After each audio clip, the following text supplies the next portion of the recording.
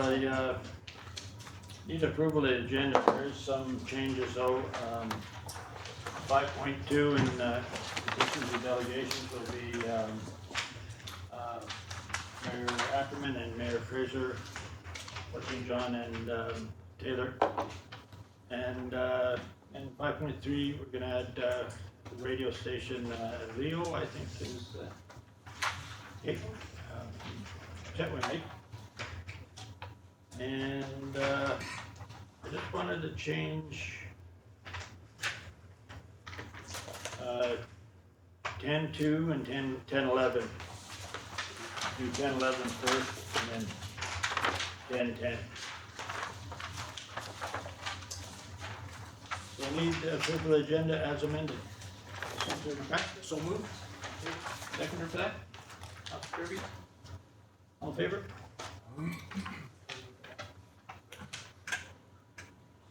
Okay, adoption of minutes for June 12th, 2017, regular council meeting.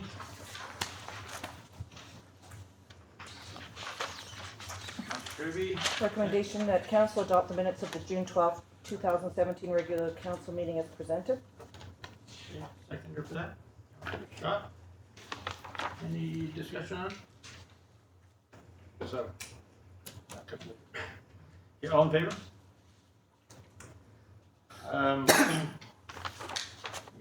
Minutes for June 19th, 2017, a special council meeting. Councilor Scott, Councilor Mackay, all in favor? Any business arising from those minutes? Seeing none? Petitions and delegations. And I heard April's not here, but Diane, you're going to handle it? Yep, of course. So you're welcome up to our delegation table. That's for the Tuesday Valley Shuttle Club. You can use the button on the top to turn on the microphone if you like. Yeah. Welcome. Thank you. Do I need the microphone or no? Okay, thanks. Are you ready? You bet. Honorable Mayor and council members, I'm here on behalf of the Grizzly Valley Saddle Club regarding our upcoming fall fair, and that is for Saturday, September the 16th. I don't know if you have a letter that we submitted requesting a grant in kind, I guess you would call it. The grant in kind is for the delivery of, the use of, and then the return of chairs, tables, and porta potties for the fall fair. And we are hoping that we could have them at no cost. And the reason that we're asking for that is because we're going ahead with our second annual fall fair, and our budget is almost non-existent. And so we're going ahead and it's turning into an incredibly wonderful thing, and that is because mostly in part, for April Cooper. April sent her apologies for not being able to be here tonight. They have a wedding in their family and they had extra company show up today and she just couldn't make it. So she asked me to send her apologies along. Our fall fair is going to include a farmer's market vendors section, an exhibits section which would be people entering woodwork, photography, canning, baking, that kind of thing. Last year, if you were at the fall fair, and Helen, I know you judged, that is in the Quonset hut. The vendors will be all in front of the Quonset hut on the grassy area. April has 70 vendors lined up with a paid deposit of $30 to come. And so we actually are generating some income this year. We applied for a Northern Development Initiative Trust grant called Fabulous Festivals, and we weren't entitled to that grant because last year our fall fair was a fundraiser for the food bank, and it did raise $1,058 plus donated food items for the food bank, but that didn't qualify as income according to the grant stipulations of the NDIT grant.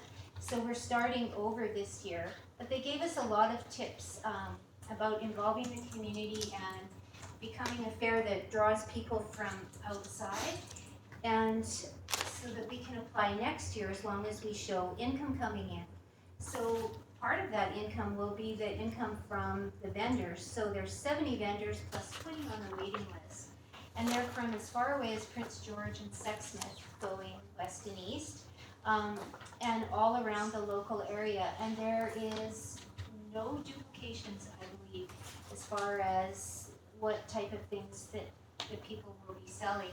So April's done a really good job of bringing all these vendors in, and they'll have to set up on Friday night, which means they'll either be paying a camping fee at the RV park or the campground, or staying in a hotel. They'll be contributing to the I used to live in Powell River, the Tumbler Ridge economy. And then they will be selling at the fair. We have an educational component to the fair. We're hoping to have a farrier there so people can see a horse's feet getting trimmed and treatments to the horse. It's hard, our community is not agricultural, so a fall fair, typically is an agricultural thing, and we don't have that much to offer, but food sustainability and food security for people is really important. And if people can see chickens being raised at the back of a horse paddock, and if the backyard poultry people have exhibits up at the fair, that's one more little thing where their brains get tweaked. Oh, maybe I could do that. Or garden exhibits, well, maybe I could have a garden, and if the community garden was there, then that would make that. And so it's very, very important, and something I'm passionate about is that people understand that they can help themselves and they can do things to make their family be more secure as far as food goes. We have some entertainment lined up as far as music goes. We have some fun things like a scavenger hunt through the barns for people to walk through the barns, see the horses, try and find all the things they need to find. There's chickens at the barn now, so we can have chicken coop bingo and maybe some chicken races. So it could be, or I'm hoping it will be a really fun day for people, and a great thing for Tumbler Ridge as far as just showcasing our community again and what a fun place that it can be. We estimated that last year for the first fall fair we had approximately 500 to 600 people, maybe 800 people. It was hard to tell because we didn't have a clicker or anything. So we want to do that this year so that we can have numbers, as we progress into the third fall fair. We also were wondering if the council would like to be involved, and some of the things to be involved in are judging exhibits that will be in the Quonset hut, but also April is working on a chili cook-off and a pie bake-off. And so we're wondering if the mayor would like to have the mayor's favorite chili and council would like to choose their favorite pie. Just to add a little more fun to the fair. But our big request is that you would grant us the in-kind donation of the tables so that we can put their things to sell on, and so exhibits can go on. I know that April wanted 75 to 80 tables of the rectangular variety for the vendors' tents. They have to bring their own cabana type tent thing and chairs to go with. In the Quonset hut, we'll need 35 to 40 tables, round or rectangular, it doesn't matter, we can make that work. And then the porta potties, I think last year there were 6, and that worked really well. If the council feels that they can't donate that, if they would consider a lesser price for the fair, because truly our budget is, not much more than $500. So we have a very, very small budget, but we're pulling off a great thing, and if you would consider that, you would be most appreciative. thank you, and you can book me for the chili Thank judging. you. That's awesome. Thank you. You said 70 vendors, plus Yeah, 20 on well, the waiting list?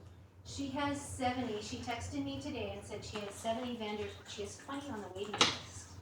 So this fair is turning into one of the biggest events in the entire Peace region.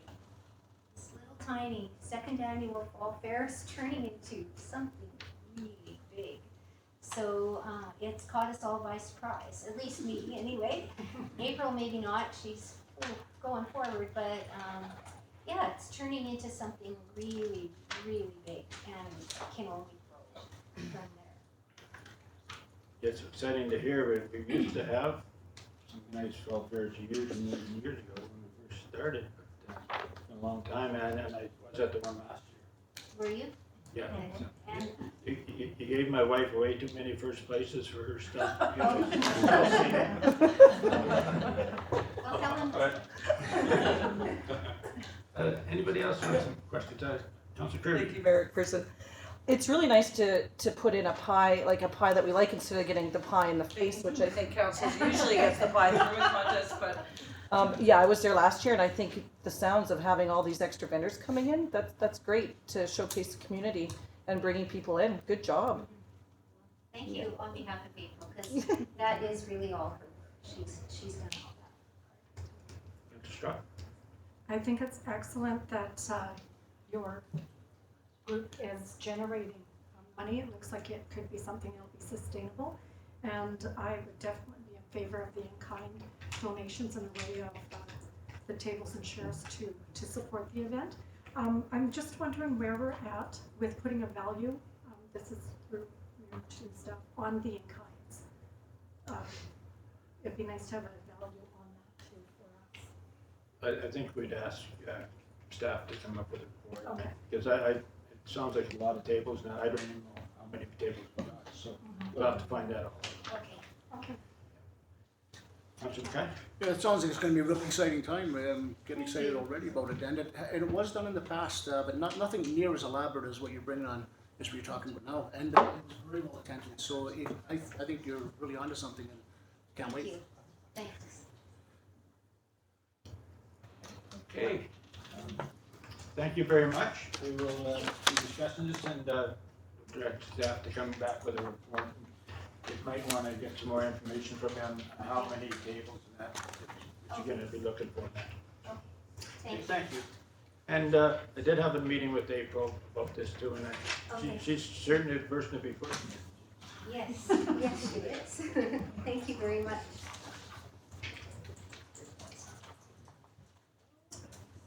Okay, we have a couple of celebrities in town, Mayor Fraser and Mayor Ackerman, unfortunately John and Taylor. Welcome to our chambers. Thank you. Thank you, Your Worship. Thank you for having us. I thought I was coming to speak about the coalition, but now I'm wondering, maybe you can make the pie judging contest a regional. I was actually thinking that council should probably grab that pie contest, because I know you grabbed the chili one, because your colleagues will appreciate that you're not in the duck tank. Yeah. Been there. So thank you for having us here. It's we wanted to pop down and have a conversation just around the coalition very briefly. I wanted to make sure that if you had any questions around the direction that we'll be going, that we were able to clear up any questions that you have. The coalition's purpose really was to build strong communities. And as you know, communities, local government doesn't have the luxury of seeing things from a single perspective. And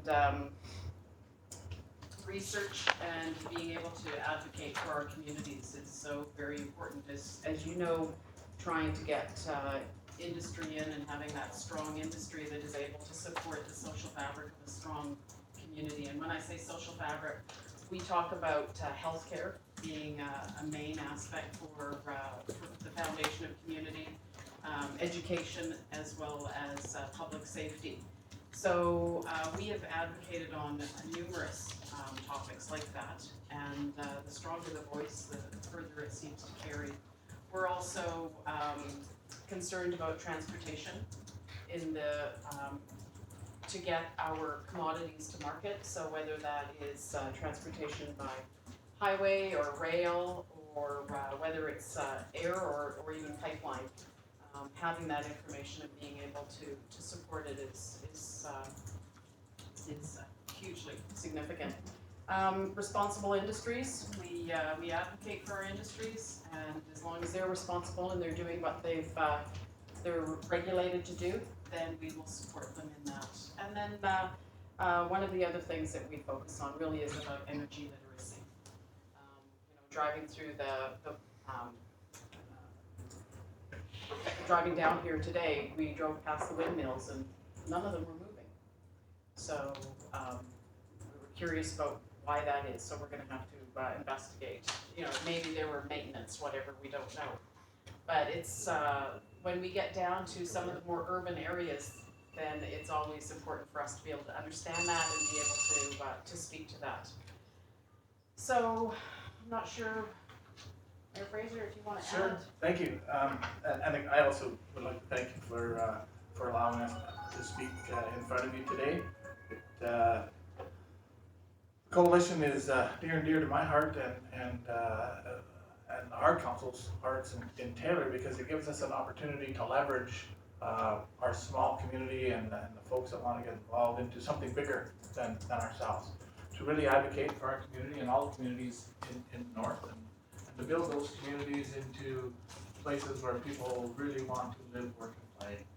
And in order to do that, we often have to advocate on behalf of our communities and our region and our industries, in order to, I guess, to put it into the old words, get our fair share, and to really build those relationships that we need to have in place, so that when something happens in the north or to one of our communities, we have the ability to talk to the right people at the right time, with the right information, and try to sway that opinion in our direction.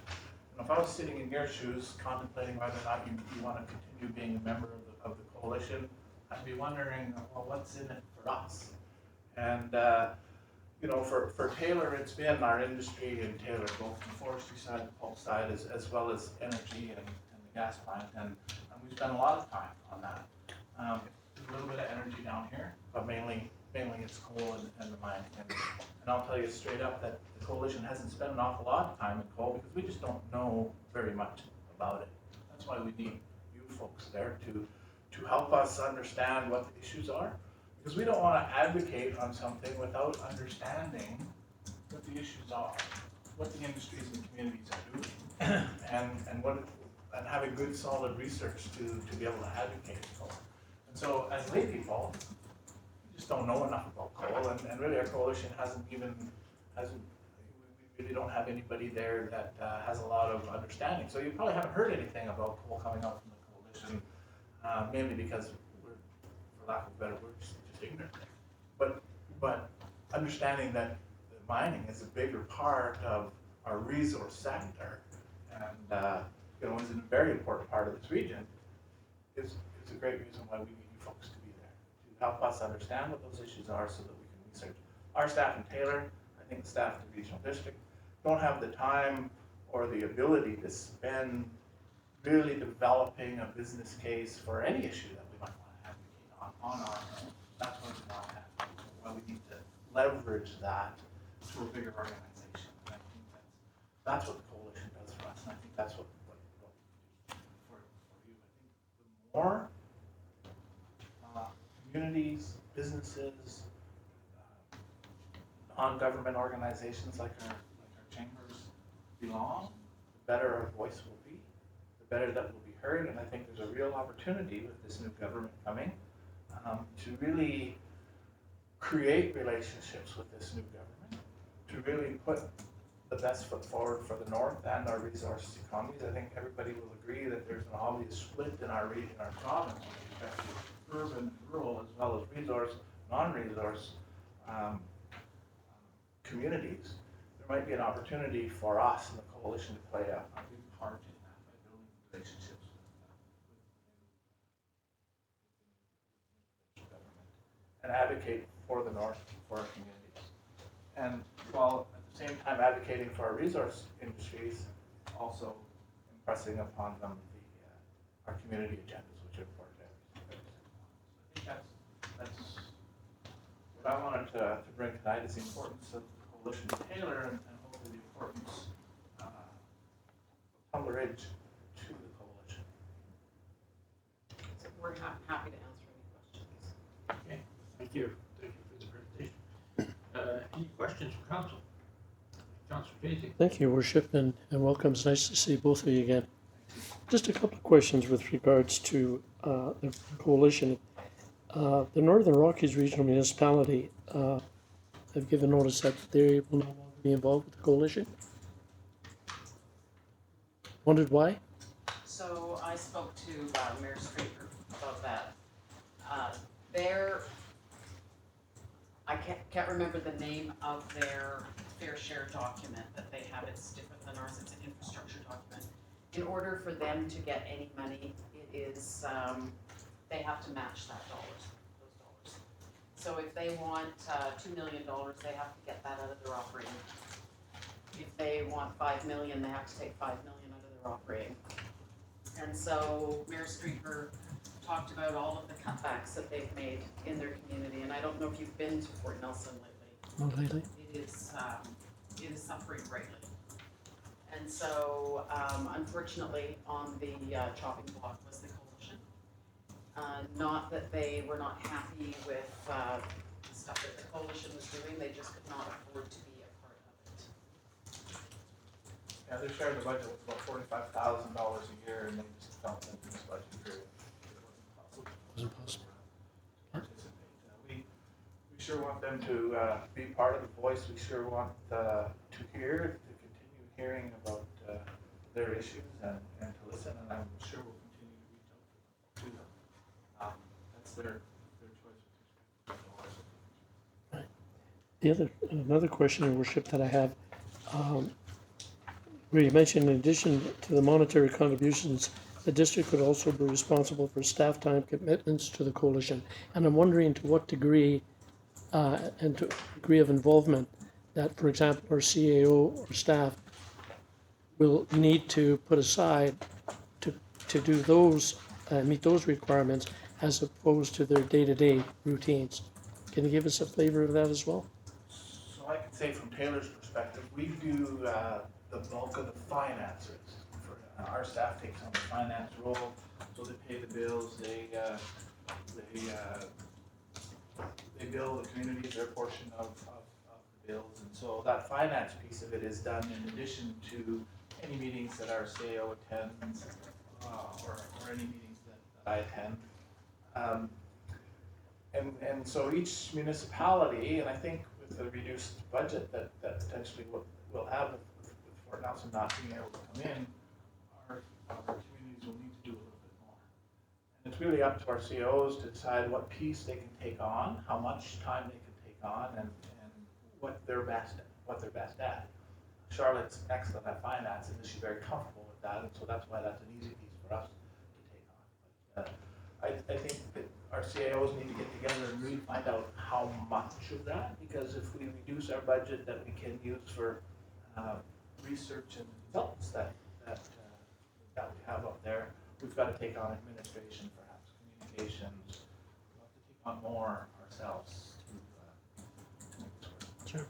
So, for us, while there's going to be some work involved, I actually see it as almost decreasing overall staff time because of the research that comes back that you're able to bring forward to the senior levels of government or to an agency like CN Rail or National Energy Board or any of those, because we'll be working together to do all of that research rather than having your staff alone either do the research or you alone hire a researcher or a consultant to do that work for you. We're doing it all together and sharing that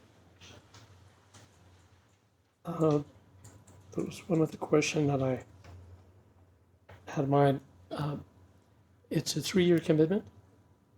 Is that flexible in the sense that if we were interested in going into it for a year, then reassessing after we had a better feel for it and so forth, is that a possibility? So your council has legitimate authority to make whatever decision they want to make. So that is open, up to us. Make it 3 years, make it 2, make it 1, reassess it or whatever, that's not a problem. If you make a decision to only do 1 year, then we would have to respect that and honor that. The others have done. Fair enough. Thank you. Thank you, Your Worship. Anybody else? Councillor Strack? I'm just wondering if other municipalities join, we'd be so much more powerful if we could have Dawson, Shetland, who's as a voice for the essentials like the healthcare, education, like those are all the common grounds, I guess. And each one is a strong resource in its own. But as the municipalities join, would the fee come down? Is like the annual cost? So we would have to take a look at, so first of all, the way it worked when the municipalities left was we continued to pay the same. We just decreased the work plan. So what would happen is if there was a significant contributor that wanted to join the coalition, then that would probably come back to the councils. Because while there is a mayor's executive committee, the decisions are made by the councils, not by that mayor's executive committee. So there would be recommendations created that might come back to your council for that ratification. So we would have to take a look at that when that time comes. The other thing,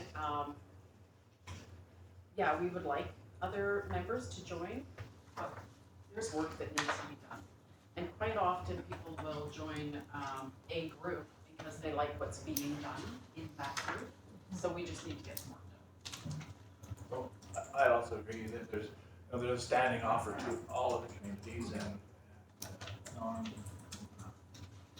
non-government organizations to join and come on. And if the community comes on as a funding organization, I agree, that would probably come back to our councils to determine, do we want to increase the scope? Because obviously we'll have a funding plan based on the existing members now. If somebody else comes in, we probably look at the original amount that we looked at when the whole coalition came together, and there's opportunity there to either spread the costs across all of us to reduce our costs or to increase the amount of work that we do, depending on what's happening at that time, and that becomes an opportunity for the CAOs to talk to us about with respect to resources, and then from a political perspective, is there more that we should and can be doing? And yeah, so certainly the first piece is the voice. The second piece is the finances, and then how do we work with those finances once they come, depending on who it is. Sure. Thank you, Your Worship. Good to see you both. I stand behind the concept of the coalition. I think what my concern is, it's for a stronger north, stronger voice, but I think when it comes down to the money value of what we're going to be putting into the coalition is how is it going to benefit Tumbler Ridge? We still have to look at our own issues and how those issues are going to be taking place within the coalition. So if Tumbler wants to, we need, help with CN Rail, it's maybe the completing of Highway 52. Those are things. Are we going to be able to see some support on those issues in the next 3 years if we sign on? Yeah, So last Union of BC Municipalities, it was a coalition that got the money for Highway 97. Right. The regional district was unable to get that because they were dealing with the ministries. We got the meeting with the premier, and that's where the ministries can fight over their little jurisdiction, but the premier has the access to all of those ministries, and so that got fixed. The Federation of Canadian Municipalities, CN, has an annual luncheon, and when I found out that Mayor McPherson was not on the invite list. He was put on that invite list. I've spoke to CN about the concerns here and heard that they were gonna fix it up. We are ready if there is a glitch in what they've told you moving forward to do that. We are, when it comes to healthcare, we're in the same healthcare region, and so we can speak to those issues very clearly. So yes, and we have no problem, even though Tumbler Ridge is a couple hours drive away from us. I think our issues are very similar, very common. We are resource-based communities, and I think our voices will be heard. The answer is easy. You know, it's yes. You know, we are willing and able, and that's why it's so important to build those relationships when something comes up, like the recent announcement with respect to King McCall, and we have the opportunity to, to speak to the right people and to write letters to the right people, and if we're meeting with government, provincial or federal, those issues forward. Whether we had a very successful trip to Ottawa where we advocated for LNG and others. The rally that we pulled together on the steps of the legislature was done virtually overnight. That was because of relationships that we've built over the years, and we'll use that power of relationships to work for any of the communities and that are members, and really for the communities that are not members as well. And when it was put to us, you're meeting with the Premier, can you go in and talk about that 2.5 million we need for Highway 97? That was a no-brainer for us, and so we did that, and we'll continue to do that. Whether it's with New McCall and the BC Rail issue, or the trucking issue, we're more than prepared. I think we'd seen a letter even with respect to an issue with respect to the BC Rail, or sorry, CN Rail and the still BC Rail to me, CN Rail and the union. We were this close to sending off a letter, and then that resolved itself, and so we didn't need to do that. So we have been prepared, and will continue to be prepared to assist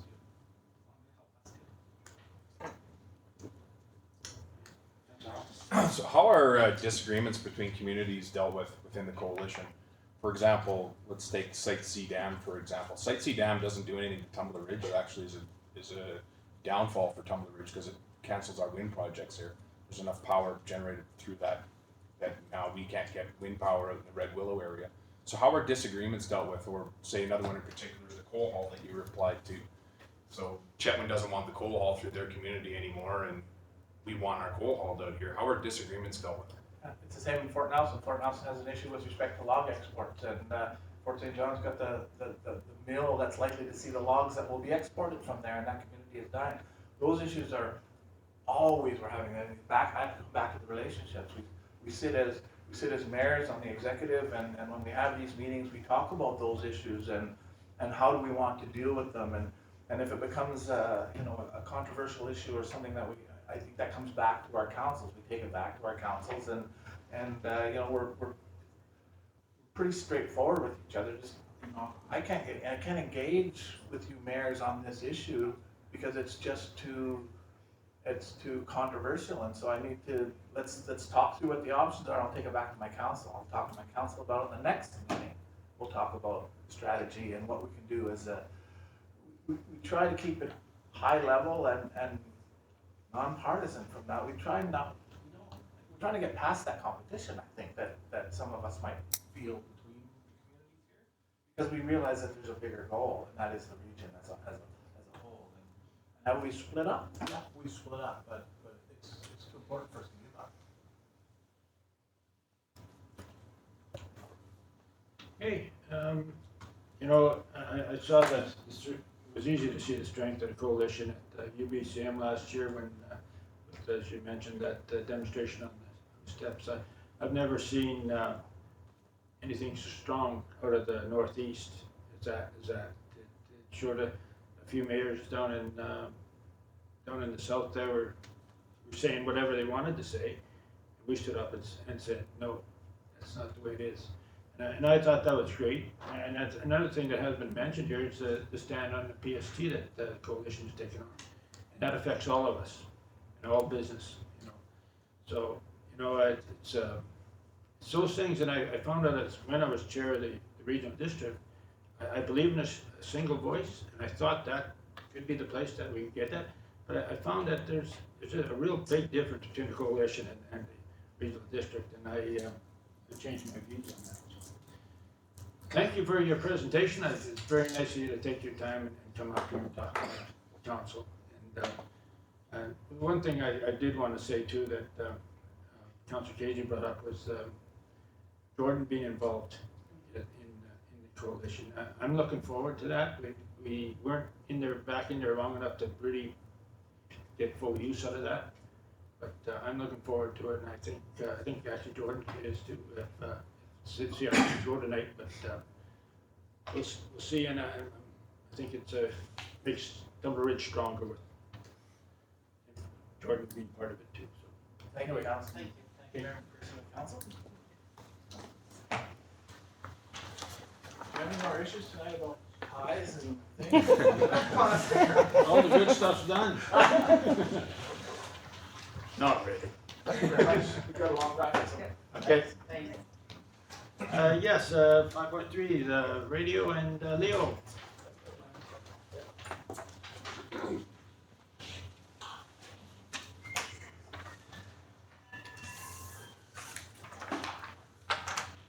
Your worship and councillors, this has been a long time coming. It's about 10 years that we've been working on this project.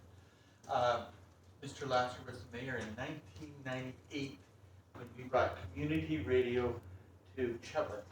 I'd like to introduce Charlie. Yes, I'm very pleased to be here.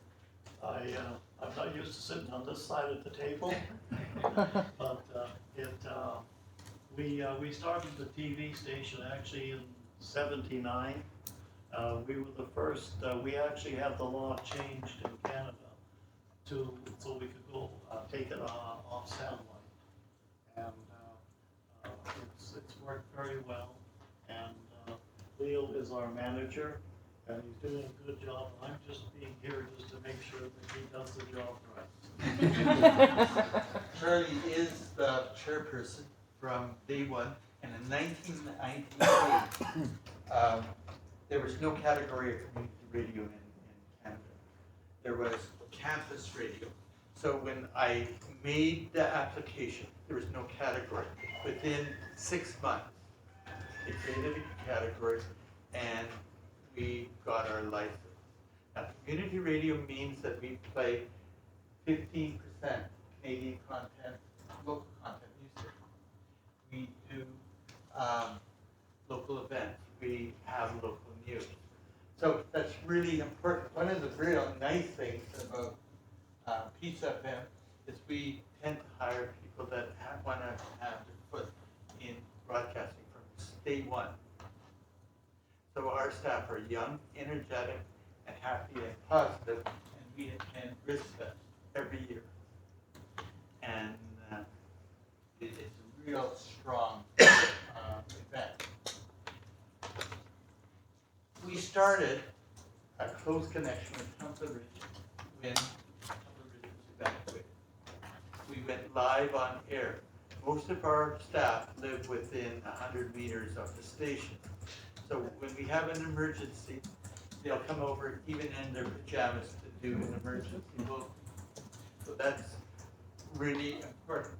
When Tumbler Ridge evacuated, your residents were in Moberly Lake camping, and we did the news of the day, every day. When the evacuation order was over, we turned around and announced it, and the police did lead-ins and so on air.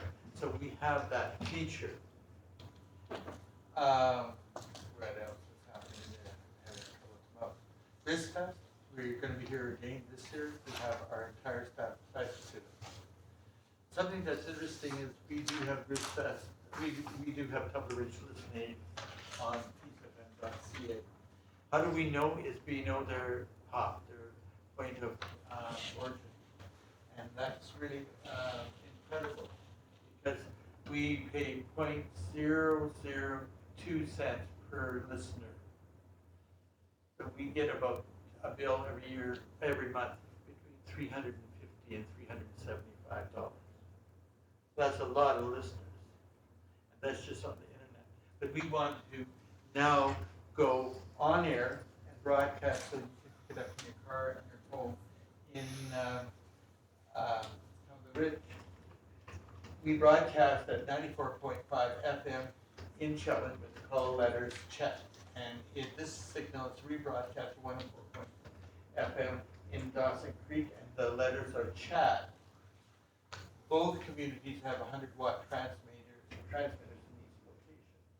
each location. Jointly, we use the term Peace FM, and we've copyrighted that. And what we're looking at is CHTR for Tumbler Ridge. So you would have your own call letters, and we would be looking at broadcasting right from somewhere around here. Now, this is really important. Prior to the installation of fiber connection, we went for 10 years because there was no dependable connection.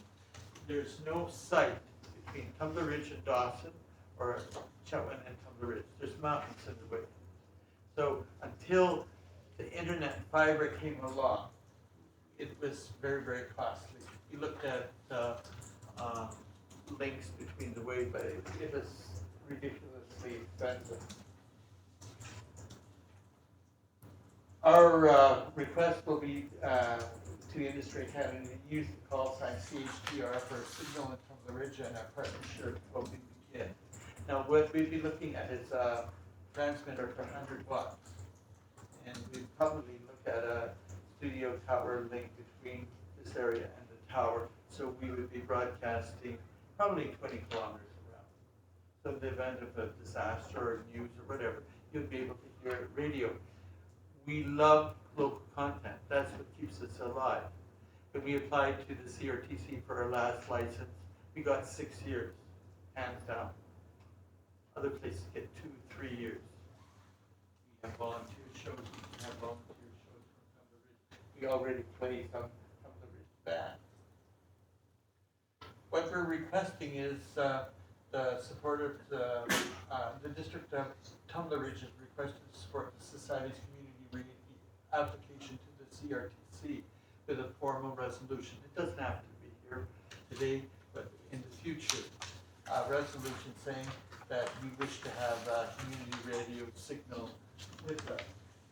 The opportunities that are going to be created are incredible. We'll probably have an office in Tumbler Ridge with a person. We started in Dawson Creek. We had a person working 2 hours a day. Now we have 4 people working. And it's sustainable. So as they do music, they have fun. Next week, Chetwynd and Dawson Creek are in a competition for Cops for Cancer. A company gave us 10 seats to Bob Dylan box seats, and so we're going to see who can make the most money. So your fall fair, we would probably advertise it. All of this is all together, and it's straightforward. We would have a base station here that would send it to the studio, and we could have an office anywhere. Our request is also that the cost of transmitting is really quite low. It's about $9,000 and $3,000 to $5,000 per studio, because there's no use just having a signal come to Tumbler Ridge. We would put in a studio so that you could record things here. Now, the NDIT is important. I am looking at an application to the NDIT because we're going to be economically sustainable in Tumbler Ridge. We're going to make money, but we're going to hire Tumbler Ridge people to deliver the news, disasters, everything in Tumbler. So that's a key factor in the NDIT. The other major thing is that we will be boosting the economy of Tumbler throughout the world. Because if you have something unique, in fact, have an incredible unique thing, we'll be advertising that on a daily basis. I think that's important. And community radio is taking off. And we were the #1 when it started. So we basically are always pulled at providing the guidelines. In Dawson Creek, it'll be the same. Basically, we'll have lots of news from Tumbler Ridge. And he may talk about emergency and promoting it. Now, something that's really important is we have a lot of feedback from Dawson Creek. It was a new place called Dawson's Creek. We had almost 70 calls within an hour saying that we didn't know how to talk English, it was Dawson. So we want to avoid it on our board of directors. The time frame. This is important. PRTC moves very slowly. So what we have going on right now is the technical brief. And the technical brief will design a frequency for Tumbler Ridge. Your call signs, I like the fact the CHDR is available. And we have an engineer actually working on a brief. So that when we come, we'll have all the components put together. So that when we go to Industry Canada and the CRTC, we all know what we're doing precisely. We've done Tumbler Ridge, we've done the Dawson Creek, we'll do the same here in Tumbler. I would like to eventually also do Hudson Cove, but let's do step after step. Let's do Tumbler. After filing with Industry Canada and CRTC, a decision will take the CRTC anywhere from 8 months to 12 months to do. They move slowly. And it would be an amendment to our present license. They like us because we have volunteer shows, we do local stuff, and some people don't like us. Big companies will put in intervention, saying that they would rather private corporation do it. But that's okay. I've appeared before the CRTC 4 times, and the method of writing, you can see you have numbers along it. That's what the CRTC demands, and everything is written in English and French, and so I'll have a person say number 23 or something. So I follow the format. I like the CRTC because when you go there, you have to basically state your case, and Industry Canada, everything is done for you, and so far I've been 100% successful. So in review, the Chapman Communications Society is offering the community of Tumbler Ridge a partnership to share in the operation of community radio. And to enjoy your community radio too. It shouldn't be a sad sack. It should be happy, exciting. We have people talking in all sorts of languages, and that's really important. We have a Bollywood show, we have Aboriginal show, we have Leo and Friends, which plays music. And we do a lot of stuff. So that's my presentation. I don't expect an answer now, but discuss it amongst yourself because we're offering you a partnership. And I would say about 25% of airtime would be going to Tumbler Ridge, especially because you have a very active dynamic. Okay, thank you very much for your presentation. And, I'd just like to add one thing, that we would like to have them, as Leo said, somebody from here on our board to be able to keep all the communication moving. And as you found out, it's very important that that you know exactly what's going on, and everybody, all the players are working together. So we'd like to thank you for listening to us. Is there any questions? any questions from Council Kirby? Thank you, Your Worship. I would thank you for your presentation. I'd just like to say thank you to Peace FM and your wonderful staff that do come out and are on the Grizz Fest grounds every year. I've had the pleasure of working with them several years in a row, and it's a lot of fun to have them out, and it's fun to watch the show again throughout the year. Yeah, and it's really popular. I think so. Yeah, no, our show throughout the year, Yeah. I get Yeah. requests, daily. No, I'm excited about that. I think I would be totally behind that, and I'd quit my day job to be an announcer. I'm from the Ridge, Josie Joe Dynamo. No. Now you've started Oh, something. yeah. Anybody else? thank you very much, and, yeah, I listened to you all the time too, so it's exciting to have you. You're probably one of the people from Tumblr. It goes up and down. We could have 15 an hour and I can see where you start. Okay, Thanks for listening to us. thank you.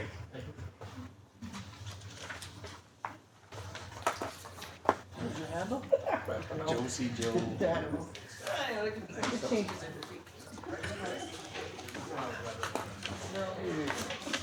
It's just a correspondence, 6.1, we addressed it again at 8.12, and I'd like to take this as information and just to have our discussion at 8.12, if it's okay with council.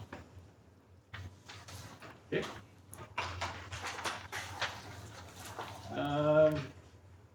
6.2, Northern BC Helicopter Emergency Operations Society. Information and discussion. They're asking for a letter of support, and I know it's been a big issue with the regional district about having helicopter service, medical service, so I would, Move for discussion? okay.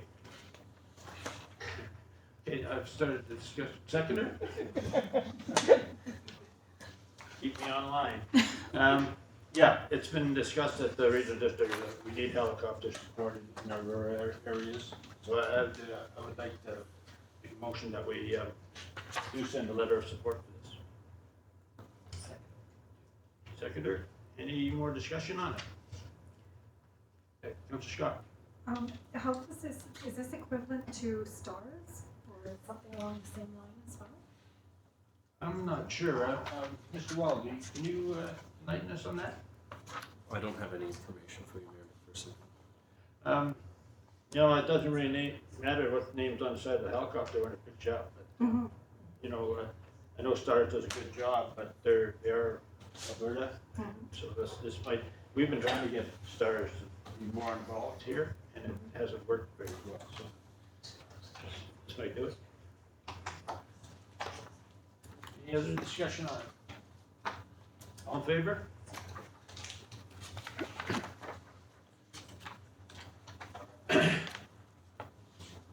Six point three, North Central Local Government Association. Kirby, For information? seconder for that? Scott, all in favor? City of New Westminster. BCM considerations. Information or discussion? Need for information?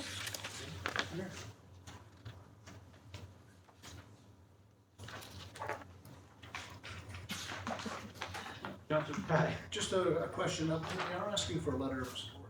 I mean, that would have to be done through a motion, wouldn't it? They would require a discussion. It's on those three particular issues. So, we'd like to have discussion on? Briefly, I mean, there's three important issues that they're looking for support for the UBCM. Okay. It's, you know, if we are gonna give support, Seconder for discussion. Councilor Scott? Yeah, go ahead. Okay, and I mean, the issues they're talking about are pretty plain, the criminal activities, certain criminal activities, they want to have some type of mediating, it's restorative justice training. Of course, it's the homeless issue, and again, the Residential Tenancy Act, in which people are being asked to be removed from, or asked to be removed from homes. And then for renovations, and then of course, the rates have gone up sometimes 50% or greater. So I would like to make a recommendation that we support all three of these initiatives by the city of Westminster and give them the support.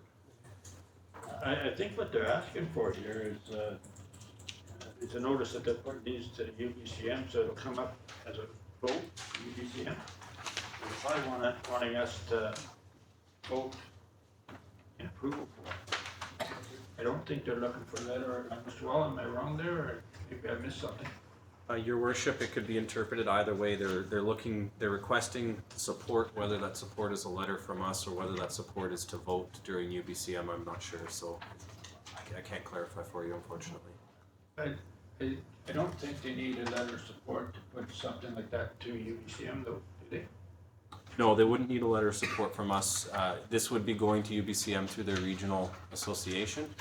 Whether or not they're looking for letters from us to take to individual minister meetings, I couldn't say. This letter doesn't clarify exactly what they want. Okay.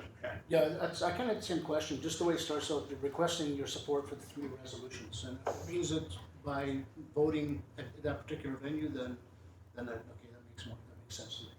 Yeah, I think that's what they're asking for. Yeah, okay, I can, Because we'll be getting probably a lot of those from different communities, and so we'll be sending a lot of letters up.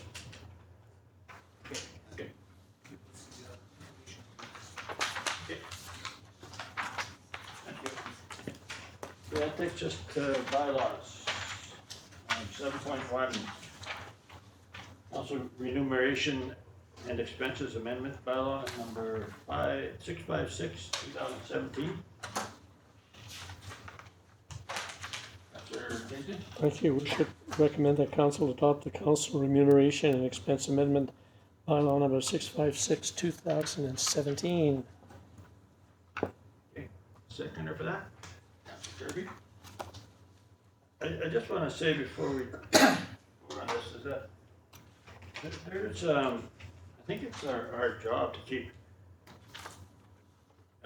up with the surrounding communities in this, because this might not be, it enables people that to run for these seats that maybe aren't financially secure. It doesn't matter how financially secure you are, you should be able to run for these seats.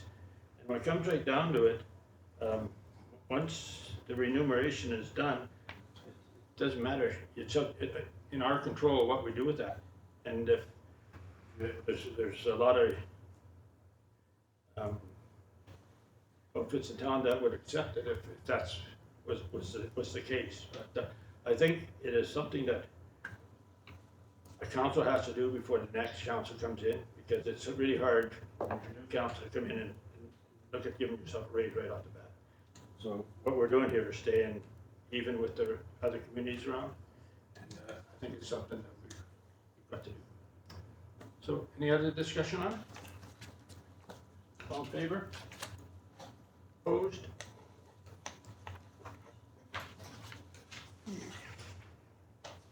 7.2, business license bylaws, 644, 2017.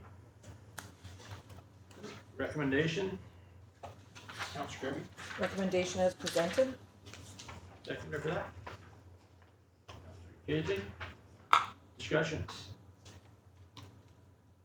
Councilor Mackay? just a little bit of a concern about people who would, and it might not be much of a concern, but I did know that we had once on time we had one person who was actually brought up the town board, and as well as we do this brought up tonight there about the guys selling fish, that type of thing. I guess that would prevent all that. Ready? All in favor? Opposed? Okay, new business, Recreation and Parks Month.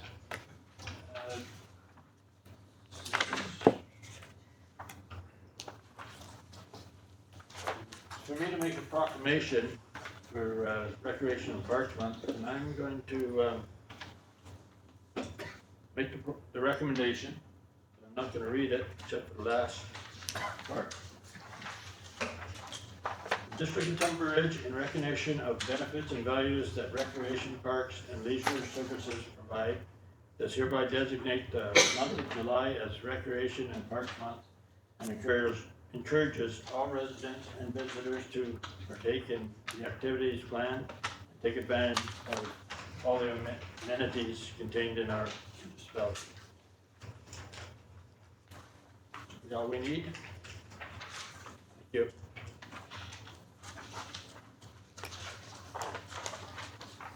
Okay, 8.2, DRMI Hockey Association Ice Arena Season Extension Request.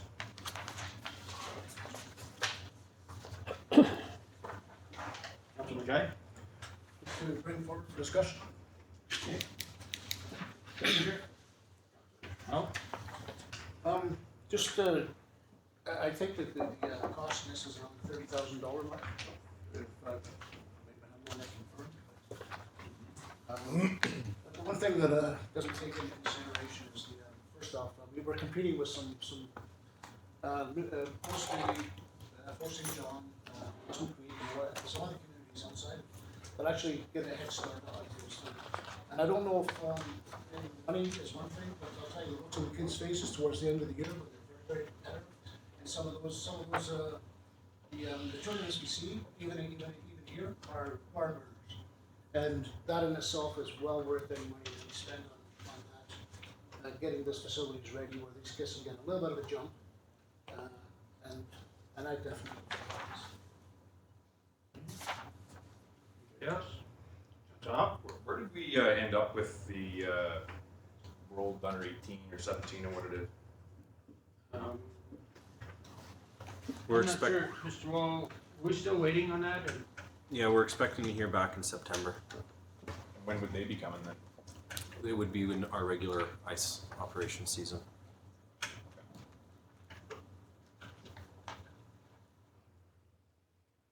Okay, well, we've asked this question before, and we've had 3 different managers give us the cost of it. So it is costly, and we can do it. That's what we want to do, and I think a lot of towns our size don't do it because of the cost. If we could have something like a hockey school or something to cover some of the cost of it, it would be great. We don't have that right now. And I think it's something that maybe we can have staff look into. I know I think we've looked into it before, but we would continue looking into it. Councilor Kirby. Thank you, Mayor McPherson. I like the option of approving the extension for the 2017 year with a review following, and then maybe giving time for the TRM, the minor hockey league, and possibly the figure skating league to start looking already for 2018 and trying to secure those camps. I'd like to give this a shot, to write it into policy right now. Maybe not ready for that, but I think the groups need to get their feelers out there and start looking at programs, and I know probably our recreation staff is probably looking at camps also, but I'd like to see it tried for this year. Okay. Struck. There's power skating clinics and things we put up the offsetting costs with, and if we have that fixed ice time, we could be drawing kids from Grand Prairie, Dawson Creek, Fort St. John to come and utilize Tumble Ridge for something like that. So I would like to see this go ahead. Councilor. And just to add to that, any of this stuff that minor hockey tries to put together, they always have to wait until they hear from us to say, well, when is the ice going to be in? And by the time they hear about it, a lot of times they miss the opportunities to get the instructors in, and our camps end up happening midway through the season while the kids have already started in October. And to me, if we had fixed dates, it also helped some of the other organizations as well, with figure skating to plan their carnival, Old Timers Hockey to plan their tournaments. And any of these tournaments that we do, they bring in 7 to 8 teams every time that they come in. So to me, minor hockey's been heading in the right direction here for the last few years. So to me, I think we write it into policy and let somebody else review it at another time if the town goes down again or slows down again. Mr. Wall, what are we looking for here? Exactly what council's talking about. One, are we going to do it? And two, if we're going to do it, is this a policy change so there's consistency moving forward, or if it's a one-off? So council's talked about all options. We just need a motion. You can find on page 59, there's a number of alternatives to the recommendation. So my advice would be pick which one you like, put it up for debate, and we'll see where we end up. Somebody would want to make a motion. To approve the extension of the season as policy as of September 1st, March 31st with unbudgeted funds. Scott, you second it? Any more discussion on it? So just to confirm that this is the correct one, this is the one that we would be worked into policy and would be in place with no more discussion on it until someone else wanted to bring it back up. It will come up year after year after year. That's correct. Okay, Worship. Councillor Casey. Thank you, Worship. Just a question either to yourself to our administrator. It's indicated in here that logistically, if approved, this will require the District of Thunder Ridge to provide for the expenses of Simcoe independent of other municipalities. Further, it is anticipated that ice usage will be limited to the Tumber Ridge Minor Hockey Association and old timer usage and so forth. So how does that, or will that affect public skating, seniors, everything else that takes place? That's the question that I have. Does that hamper that, eliminate that? What is the process that they will follow? That those that want to go recreational skating and so forth. What? It's not clear to me how that is scheduled out. Mr. Wall? If the ice surface was put in, any group would have the ability to rent it the same way it would be throughout the year. As administration, we would take a look at seeing what ice skating, public skating times, the uptake of it would be in September. If it's a hot September, you're probably not going to get a lot. So we would make that on an administrative basis, whether or not we put the money into holding those events or not. We could advertise it though, that we do have the ice down there and that it's, could have public skating and that. There's no point having the ice down there and if people want to use it, they can't, you know, it's gotta. The ice will always be available for rent for sure. Okay. Scott? And then would the community center be also inviting power skating or with that, like, or other teams to come in and utilize it, anything that's out there? Or would that fall on the two organizations? Both, and we work in partnerships as well. So I know the community services department is looking at trying to attract some of the more permanent and bigger camps here. Also working with the other associations to get their ice times up. So we have a close partnership with them and continue to try and get as much usage out of our facilities as we can. Anything else? All in favor? Opposed?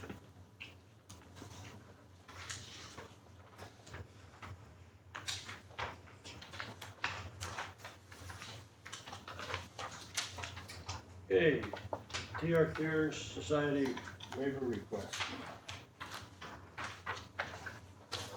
Let's see this come up for discussion.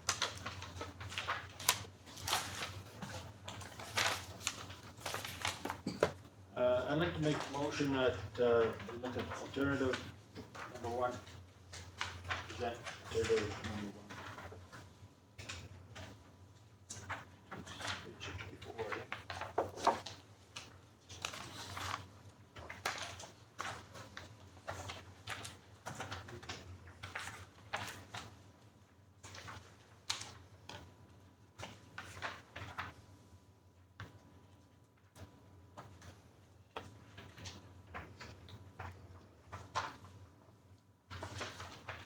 Need a seconder for that, if I can get one.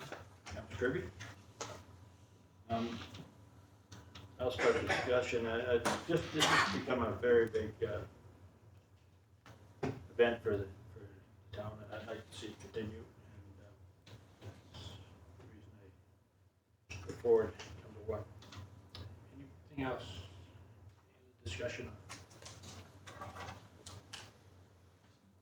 All in favor?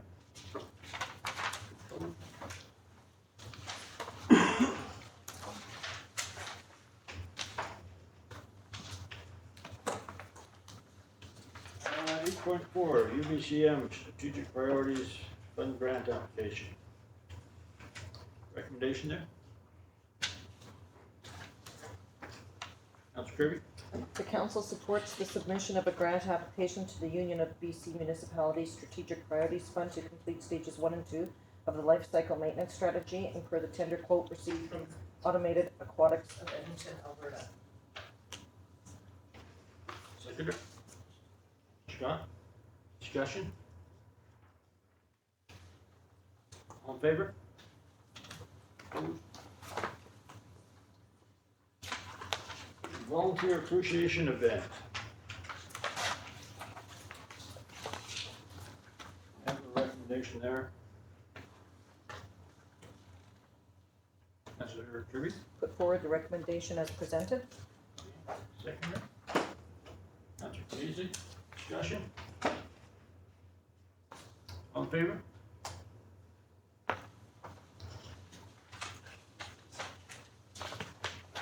Okay, the Chamber of Commerce request that we're still standing. I have a recommendation there. Councillor Casey. Thank you, Your Worship. I recommend that council approves the non-budgeted amount of no more than $4,000 to support the Chamber of Commerce in hosting a premiere of the Tumbler Ridge Still Standing episode. Seconder. Councillor Mackay, discussion? All in favor? Opposed? Got that? Yep. Okay, budget timeline, council budgeting policy, number EO8. Recommendation. It's okay. The council adopted council budget policy number 8. Seconder. Councillor Casey, discussion?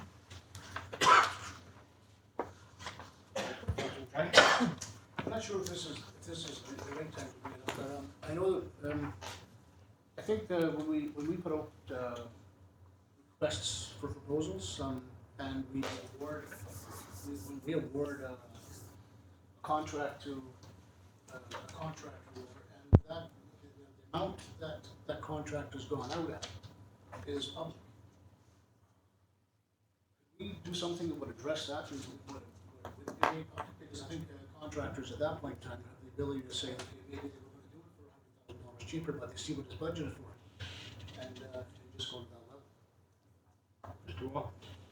That is something council could do. Council's talked about that in the past and moving towards passing a simple capital number which administration would prioritize.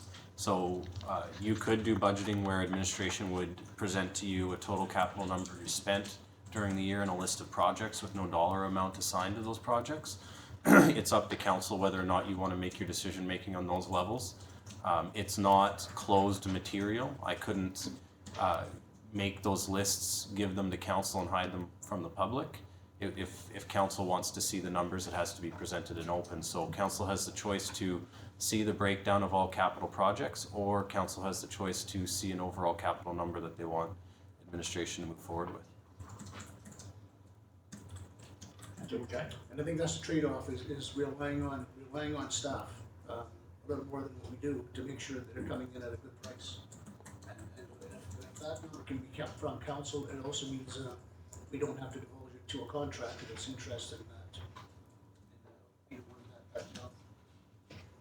So I think in the long term, I think we save money. Which way? By council not, that information not being available to council or the public. But let staff do their thing and go for the best award for the best price. Best. I see, the issue I see with that is that we're budgeting without a dollar amount. That's tough to do. So we would see the end result, not the particulars in those items.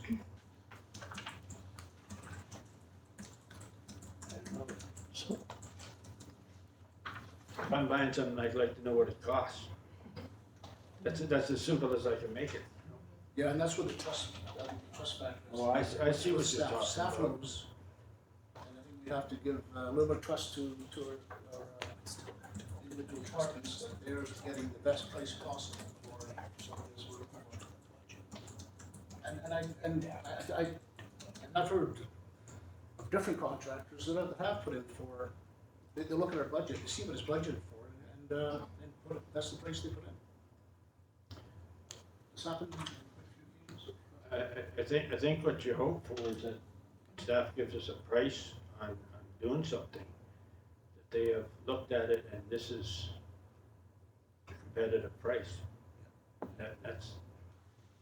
That's the way I looked at it, you know, and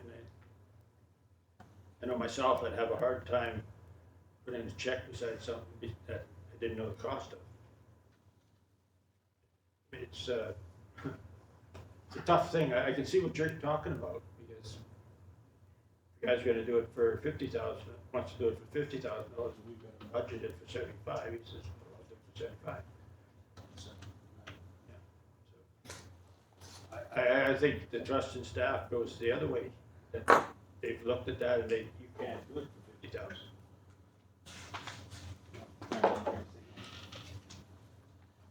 Just a point to bring up. Yeah. Discuss. Councillor Scott? I was just wondering too, because lots of times we're looking for the previous year's data to compare things to. When does that come out again? When do we have the actuals?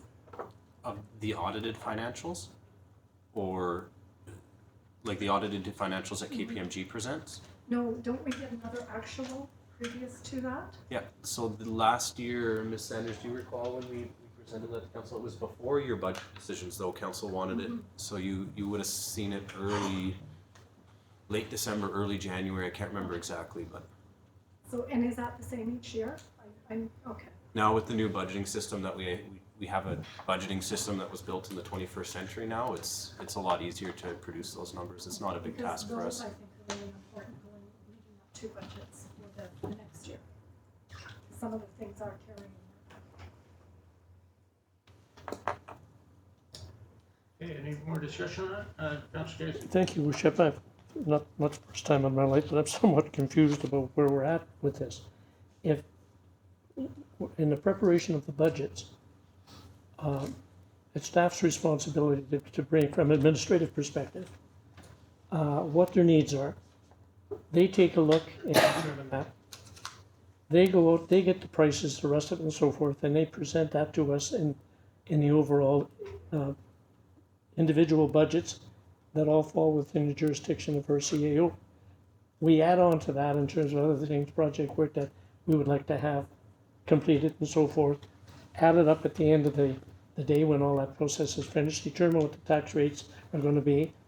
Once that is done, what it's going to mean to the various breakdowns to our residents and businesses and so forth. If we don't like that, we'll draw back on it to say review that, take it back, we're not going to do whatever. Are we still not talking about that process? Well, we are talking about that process. The motion that's on the floor that hasn't been changed. That's the process you're talking about, is what we're voting on. And my only concern is that again, as long as we're not getting involved in the administrative side of the business, that's my only concern. That's up to Mr. Wall and his people. When we get that, if we don't like the overall amount that it's going to be and how that's going to translate into tax heights or whatever it happens to be, we can deal with that, but simply send it back. This is too high, review your budgets, the rest of it and so forth. That's still the process we're going to be following. That's still what we're talking about here. Fair enough. Thank you, sir. Okay. Any more hands? All in favor? Opposed? So we will readdress this somehow. Yeah, if council, your worship, if council could give direction on what they're looking for.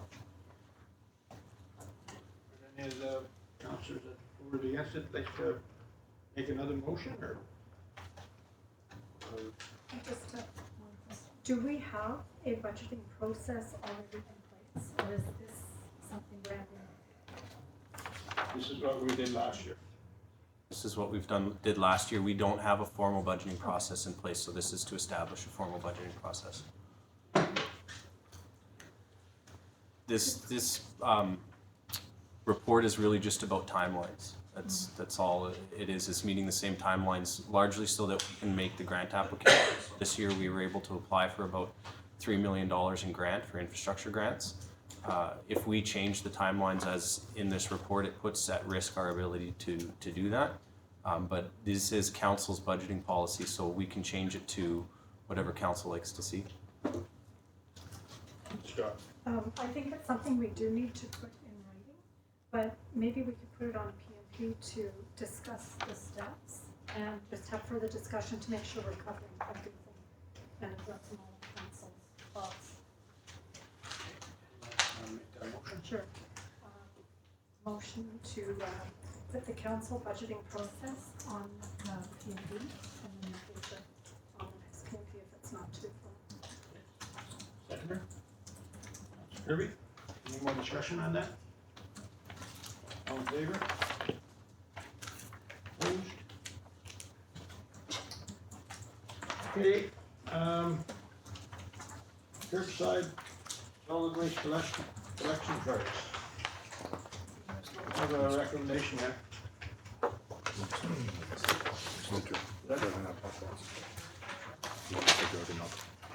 Sorry. 8.8, drug and alcohol policy, PERS 18. Recommendation? Mr. Scott? The council approves the recommended amendments for the drug and alcohol policy, PERS 18 as presented. Seconder? Paisley? Discussion? All in favor? Opposed? Okay, 8.9, curbside solid waste collection cards, and the recommendation. Councilor Kirby, Recommendation as presented? seconder? Paisley? Discussion?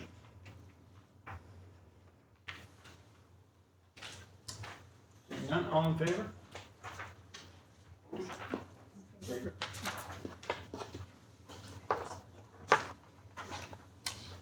Okay, 8.10, telephone system replacement. Recommendation? Councilor Casey. The 2017 special projects budget for the replacement of the district telephone system be increased from 75,000 to 115,000. Seconder. Councilor Mackay. Discussion. In favor? Between you? Yeah. Okay, Is this, yeah, go ahead. is this something we started when we were first on council? Improvements in that, like will we be starting over and replacing all of the dates that we've done? Or is this going to be something finalized? It's finalized, I think, I haven't seen anything improve in the phone system since I've been here, but, Mr. Wall? I don't recall any improvements to the phone system taking place, no. All, that's okay? All in favor? Opposed? You got that? Okay, 11, Northeast BC Resource Municipalities Coalition membership. Recommendation? Councilor Mackay? So moved. Seconder? Kirby? Discussion? Councilor Howell? So one thing I wasn't clear on, and perhaps I should have talked about it a little bit more, was, so Chipman and Dawson are not part of the coalition at this point? Is that correct? And was this the coalition that we were part of at one time and then we decided to get out recently, like this year? We decided to get back into it this year. We got out of it 2 years ago, I think. What was the coalition that we were in, or what was the part that we were tied in with, had the ramifications from the election? What was that? Well, the thing that, the reason the whole South Peace pulled out of it at one time, which included us, was their fair share of Peace River Agreement. Okay. That's all I got now, that's all. Yeah. And it, they still think that they could have got a better deal than what we got as a South Peace, but, I'd argue that still, but, I just think these guys they're really prepared, they're equipped to put a strong voice out there. And yeah, they haven't been helping us a whole bunch because they don't know about COVID. That's more our issue. We gotta get go involved involved. They did have, at the forum last year, they did have Mark present, and I think we just gotta keep addressing coal issues, water issues, whether it's coal, wind, or whatever. And they do, like I said, last year the UBCM was the strongest I've seen of these BC. Look, usually we're there and we don't get even noticed, but we're that last year, so I'm voting in favor of this. Councillor Scott. I'm a really strong advocate for this coalition as well. I think the more communities we get involved from the north, going down south, it opens up a voice that's united. So I would like to see Dawson and Bruce and Chetwynd back in this. And we need the power in numbers. So if everyone up here is united, we'll get a lot more happening, especially when it goes to our health and the education and stuff like that. Like the resource sector funds so much down south, and those other areas we really need, you know, to keep and retain those services here. They are inviting the non-member municipalities to be part of the meetings. Mm-hmm. They won't have a vote, Okay. but it's just to bring them in and say, okay, this is what you could be part of. Now, do all of the mayors attend? Like Yeah. Okay. But it's this, like you said, it's not the mayors who make the decision, Right. we bring the stuff back to council. And I know there's a few mayors that are trying to, you know, take all of the concerns back to their councils. So I think eventually, people, like especially when they are saying that when they start doing things and people start seeing benefit, and then people will start joining again. It was hard to bring up here with Mayor Fraser there, but that happened, we rejoined, and then the election, and Rob ran for an independent, which the Liberals looked at as running against him. So really the coalition had to back off and say, we'll wait till the election's over before we be forceful again. So that's because they didn't know how it was going to turn out. Councillor Casey. Thank you, Worship. Just a question with regards to the length of term. Am I mistaken that we asked the question whether or not you had to sign up for a 3-year term or could sign up for a year and then reassess that? The impression I got was that yes, we could. It wasn't an overwhelming enthusiastic response, but nevertheless, I still have difficulty, and I appreciate the fact that we go down as a unified voice, so on and so forth, and that's all good, that's all positive. But I have trouble determining or assessing what we are actually getting for the dollars we're putting in. And that was my only reason for suggesting, well, let's go for another year, if that's compatible and receptive by the delegation that was here, and really have a hard look at it. We can always go on for the following 2 years and we're in. So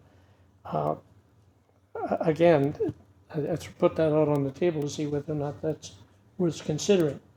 Go in for a year, reassess it, and then decide as a council what we'd like to do. And to add that a step further, is that something that we could ask staff to actually pick a date, come back to us within a year of today and say, this is what you got out of the coalition, or you haven't got anything out? Like if they came back with a report after a year and said, yeah, you know, it was nice and you guys got to go to meetings together, but it didn't actually help you get anything. You know, rather than this become a topic that gets sent back to the back burner and 3 years down the road, we look at it and say, oh yeah, we're part of that coalition that we didn't get anything from. If it was a date set in the calendar that staff was gonna come back and say, this is what you got within the last year, I could support it if we could add something like that into it. Thank you, Worship. I support it as it is. I think you get out of it what you put into it, and I think we've been wishy-washy for the last couple of years. It's just, you know, whether it's one government or another, we're nonpartisan. We get in there, we have our issues aren't gonna change here in Tumbler, and I think once we get strong and stand behind them and start playing a bigger role in the coalition, we will see results. And I think, just like, you know, I was on the fence about the ice rink going for one season. You know what, you can't establish yourself if you're just gonna put your foot in the door. I think we jump all in and we try to get things done. and use them as a good voice for our own community. I agree with you there, because if we had had a 3-year commitment when the fair share thing was going on, we just stuck in there. South Beach had the most votes, it would have still gone the same way as it did, and we would have still had a full coalition.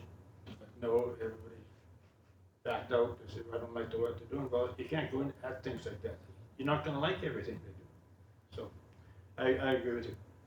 Councillor Casey. Thank you, Worship. My only other concern I was going to raise as well is the impression I got from reading through the material that, and correct me if I'm wrong, with our CAO, but this puts another level of responsibility on him for the workload that he will have to participate in, so on and so forth, and he'll be carrying the burden of that. And from what I understand, I don't have the details, that is a substantial commitment to make. So, that's another concern in terms of other things that we've got coming down the pike, that, and knowing him and his expertise, he'll be relied on, in my opinion, very heavily to play a major part from the administrative perspective. So my concern is how much of that will be drawn away from the work that he has to do here in Tumbler Ridge. That might be worthy of some kind of consideration or discussion, I think. My view on that is if we get what I expect out of the coalition, it'll be well spent. And, just as discussions with Mr. Wall, he is kind of looking forward to a little bigger part of the Well, that part I did know. If he's looking forward to it, that's fine. That's fine.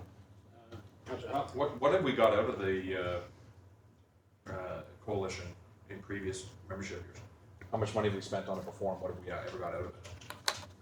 Besides, we went to UBCM and talked about stuff on our behalf that we never got.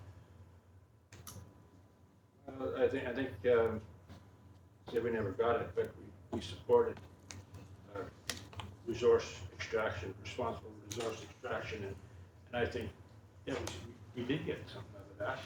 And when we went down to Ottawa, we went. I guess maybe we didn't get anything out, but if you don't get involved, how do you expect to get anything? Well, I mean, we had our issue here with CN Rail, and we got involved. We came up with a deal within council of what we were going to do to approach CN Rail to help Kanuma to get that rail line open. We did that ourselves without a coalition, without spending $90,000. Would have helped in part of the coalition? Yeah, maybe, but at the end of the day, we got done what we wanted to get done. The coalition did address CN, of course, at the FCM and before FCM, actually. They did send letters and they did discuss that. So they did it on our behalf when we weren't even part of the coalition? Yeah. Well, no, we were part, because we rejoined. When did we rejoin, Mr. Wall? We would have been part of the coalition at that point. Okay, Councillor Kai. And, you was mentioned there about on the stairs of the legislative building. I mean, that was a pretty powerful group of people that were standing there, set up by the coalition to deal with this region. I think anytime you get a region standing together on an issue, I mean, it's pretty hard to ignore that. It's easy to ignore Fort St. John or a small town in Tumbler Ridge. We all stand together on the same thing. That makes it pretty powerful. And it wasn't just then, it was also a couple of weeks ago at CBC Radio where Mayor Ackerman actually was talking about the resources within the area. Yeah, predominantly around the oil and gas, and but also about the coal, transportation, and as tonight our presentation, education, medical services, which, boy, I'll tell you, we're sure lacking here. That's the type of thing that we how many times have we been over health? And if we could do that as a solid group, it's just that alone would be well worth the coalition. And another thing though, and probably should have asked earlier on, but I think they do some kind of resolution solving mechanism within that group, that it doesn't get to where it starts getting full blown and people start quitting because everybody should belong to that. The PST is another big one. I think that's really important. Scott. Do they have an annual reporting back to show communities what they've done? Right. I haven't seen anything like that. Is that something that could be? I'm sure we can get that. Yeah. Colin, that's one thing Colin is good at is Mhm. stats. Because if we could show everyone what the benefit to being part of that organization is, then I think we would lessen the controversy about whether we should belong or not. Okay. All in favor? Opposed?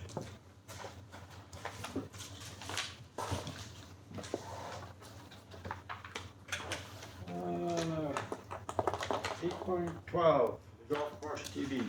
Recommendation?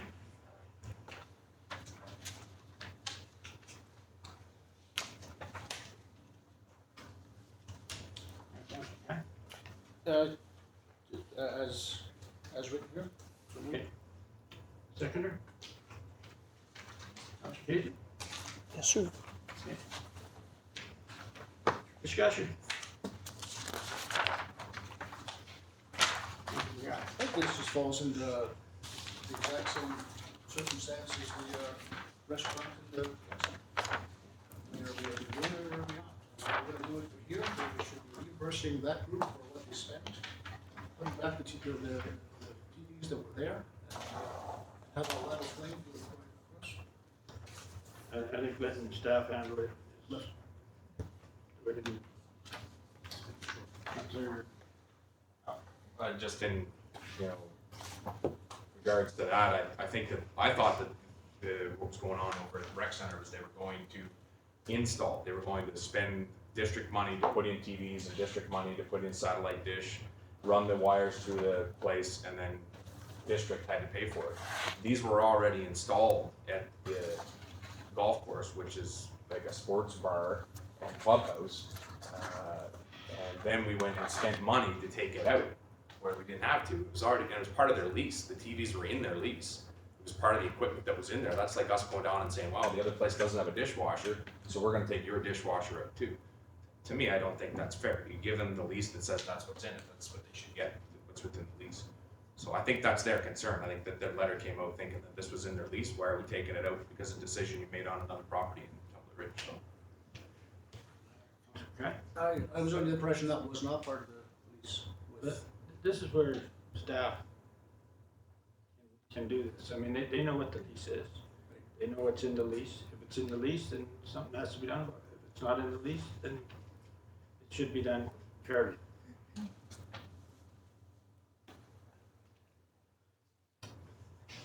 Okay, all in favor?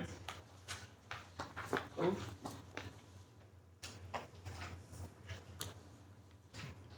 Yep, all in favor? Opposed? You had, 4 in favor. I've got 6 in favor. Okay. Okay.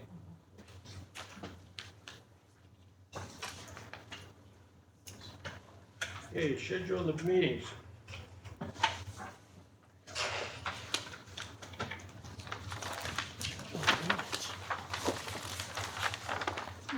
Did you find out who was, acting mayor in, August?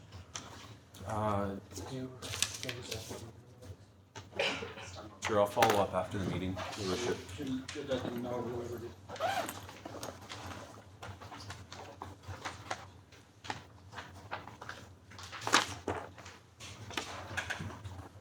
Councillor Howe, Your Worship, What's that? you're talking the mayor, acting mayor? Yeah. For the month of, August. Councillor Howe is the acting mayor, Councillor Kirby is the alternate. So I won't be here August, so. I'll do mayor.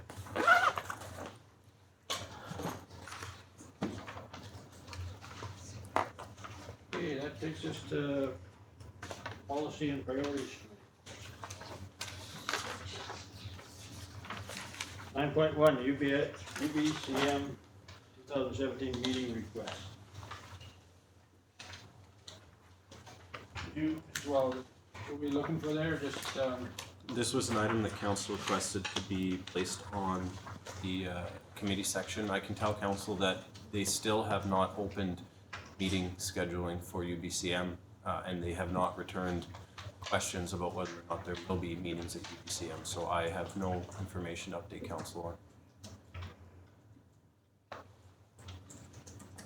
I personally think we should be requesting, meetings with every ministry that we have dealing with, because it's all gonna be new, so. I don't think there should be any ones we miss. Like Councilor McCarthy.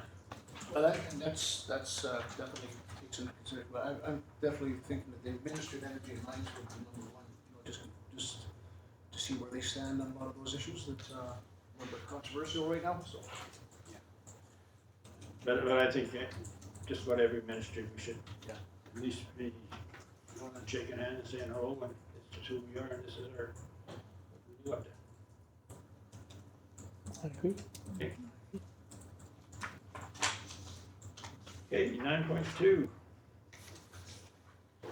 Grand Mountain, consumption and usage.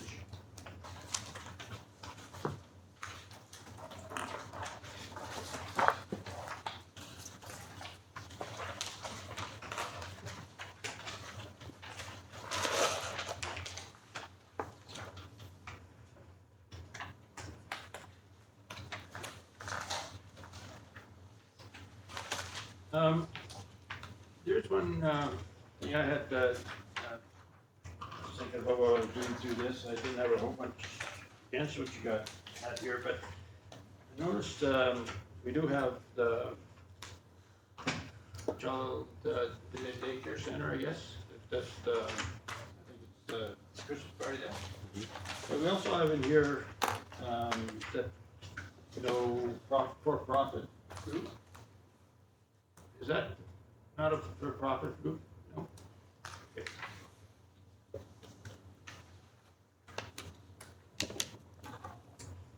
Anything anybody wants to talk to on this?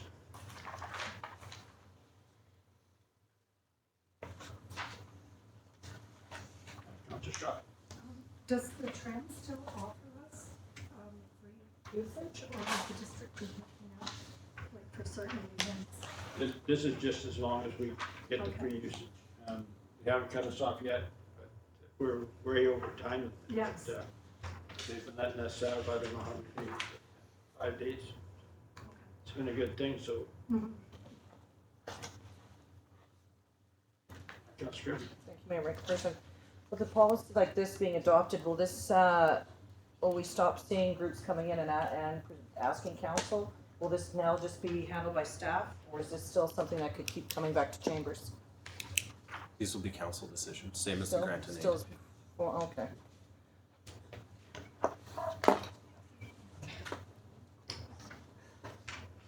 Anything else? I tried. Counselor? We're not, this is not a motion, or? No, we would be bringing this to the next meeting for adoption, so if there's changes that council would like to see, this would be the time. Seems like we're all okay with it.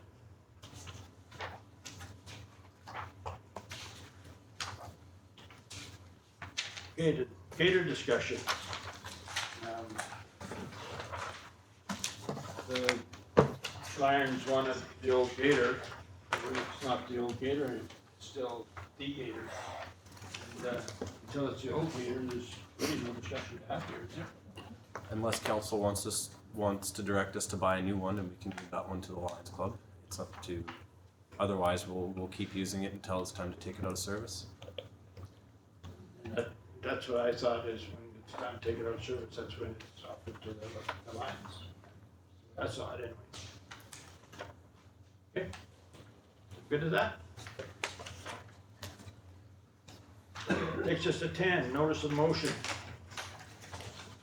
Reflective signs, hospital and police, Councilor Scott. I would like to have support from us council to put back the reflective green H's that are recognized in most municipalities, as well as the police sign. Those are ones that people look for. I didn't think they should be included, or I did not know they were going to be on the directional signposts. So So I know that lots of people, when they go to, you know, a new municipality or a town, they're looking for those H's, they leave them to the hospital, or same with the RCMP detachments, so to me, they need to be reinstated. And I don't think we passed a resolution having them taken out, so I just would like them back up as soon as possible. I agree with Councillor Scott on this matter. I've had a few emails from residents, and I think as part of the signage, there was no talk of ever taking those signs out. We can add them to the new wayfinding signs, but I agree that the old signs should be put back in place. I do remember discussion of old signs coming down, but I didn't think that meant the hospital and the police signs. I thought it meant the old directional signs to the museum and the old directional signs to the golf course. I thought these were not even ones that we could touch within the district, but I agree with you 110%. They should put back up or put newer ones up. Yeah, I agree too. I've used those signs to find hospitals, so it's very important. So you're making a motion to To have them returned. the seconder for that? Mr. Hall? Any more discussion on it? All in favor? Your Worship. Your Worship, if I could just raise another point relative to signs. Have we received any feedback, positive or negative, about the new signs that have gone up and the ability to be able to read those when you're driving a vehicle? And I'm thinking about tourists coming in, the rest of it and so forth, trying to take a trip around town and so forth with some of the streets that we've got, even some of the main drags, slowing right down to be able to read it. I'm thinking tourists, people that are coming here, have just a heck of a time, I would think, being able to read them soon enough without, even pulling over can create a hazard and so forth. And I just wondered whether or not that's a subject that we could maybe put on the P&P for some kind of discussion. Maybe it's too late to do anything, but I find them really quite difficult to read when even you go on a normal driving. So maybe a subject. I have the same problem, and staff is aware of it, and they're working on the issue. They're going to be bigger. Mr. Wall? Yeah, we're looking at a couple of different ways. The cheaper option is just a redesign that allows for bigger writing, and that might be enough. Another option would be new signs, and so we're just taking a look at how we can do that. And there's grants we can access as well to try and keep the cost down, so something we're taking a look into. Okay, thank you. We have an estimated cost on where we are with those signs? Any idea? Mr. Wall? I believe it was about 15,000. Just for the signage, not for the install? Signage, install, posts, design, everything. Okay. Okay, all in favor? We did that already.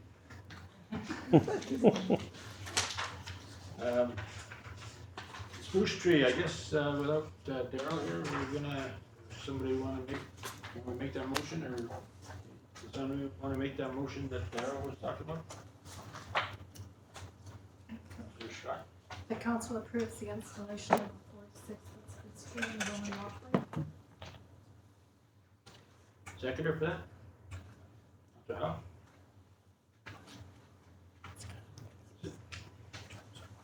Is this, I know, I guess the idea of this is to have a Christmas tree that you don't have to put in there all the time, but just grow there. Which I agree with, so. Any other discussion on it? Yes, okay. Just the size of it, 46 feet, it's for Christmas. Quite a few years before we'll get to decorate it.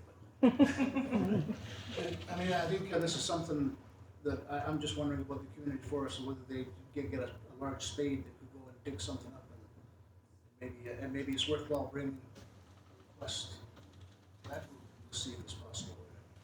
Feeling that, I mean, I'm in favor of this for sure. Thank you, Worship. I agree with that. the fact, shouldn't we have a tree that's 1,000 feet high? I don't mean that quite literally, Yeah. but isn't it a landmark? Yeah. Yeah. I mean, we decorate it, I mean, it's a gathering spot for everybody. Why would we have yesterday's tree instead of having one that really stands out and really means something? I mean, why not?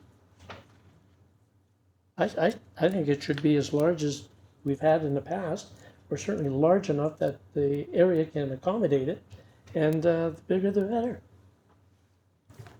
Imagine there's a size that the people who plant trees say that this will survive. So I don't know what, first of all, has that been looked into if there's a bigger tree that? Yeah, the issue becomes when the trees get bigger is the root ball. And so you're gonna have, as the trees get bigger, you have to cut off a lot of the roots to stick them in. So we can try bigger trees, but we've got to understand it's a limited space it has to go into. And the roots that get cut off, if you got too many off, it won't survive, which is why trees are generally transplanted around this size. We can try a bigger one, just the success rate goes down as you get bigger. Has there ever been an expert in trees? Yes, we've talked to an arborist about this. So a 4 to 6 foot tree will survive. We can go bigger and see what happens. It's up to council. I'm not gonna argue with an expert, so.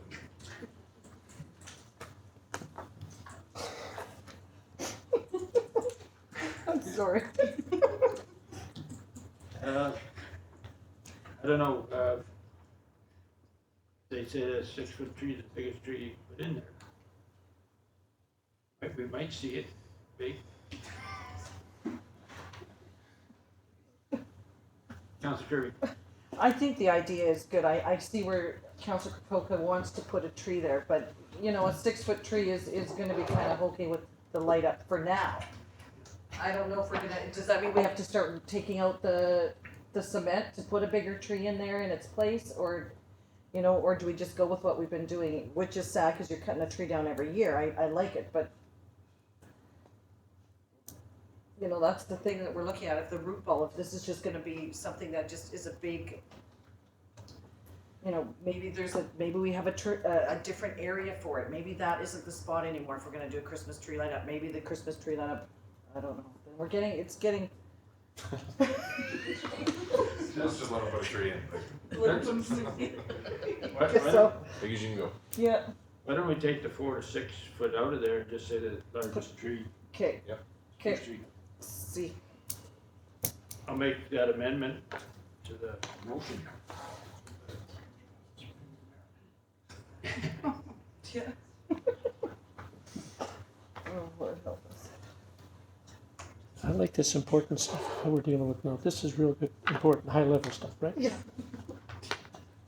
So that's, do you want us to vote on the amendment or that, No, you need to, pass the amendment and then pass the motion as amended. okay. All in favor of the amendment? Okay, on the regular motion, all in favor?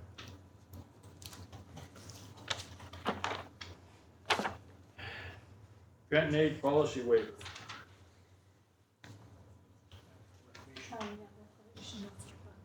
Oh, yeah. With,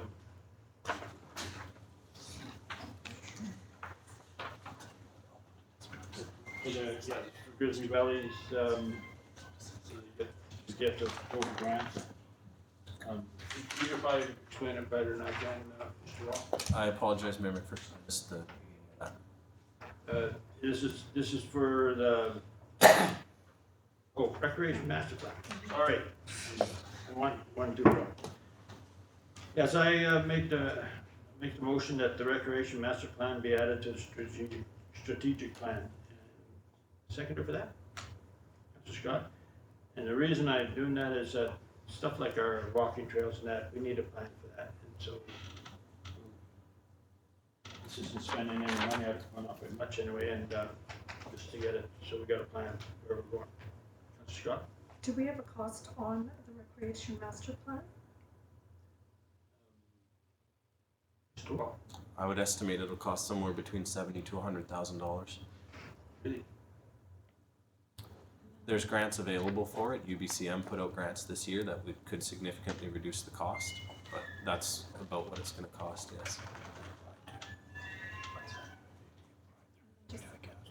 Councillor Scott?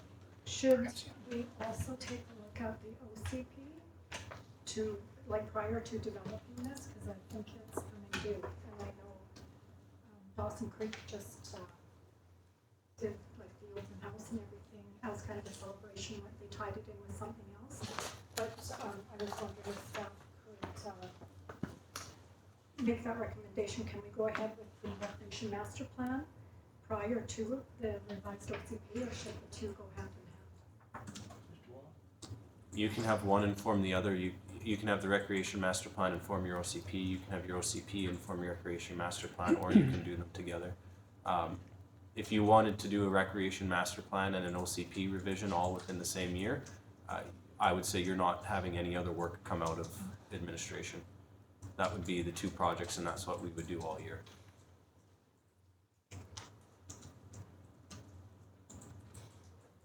Any other discussion on it? All in favor? Opposed?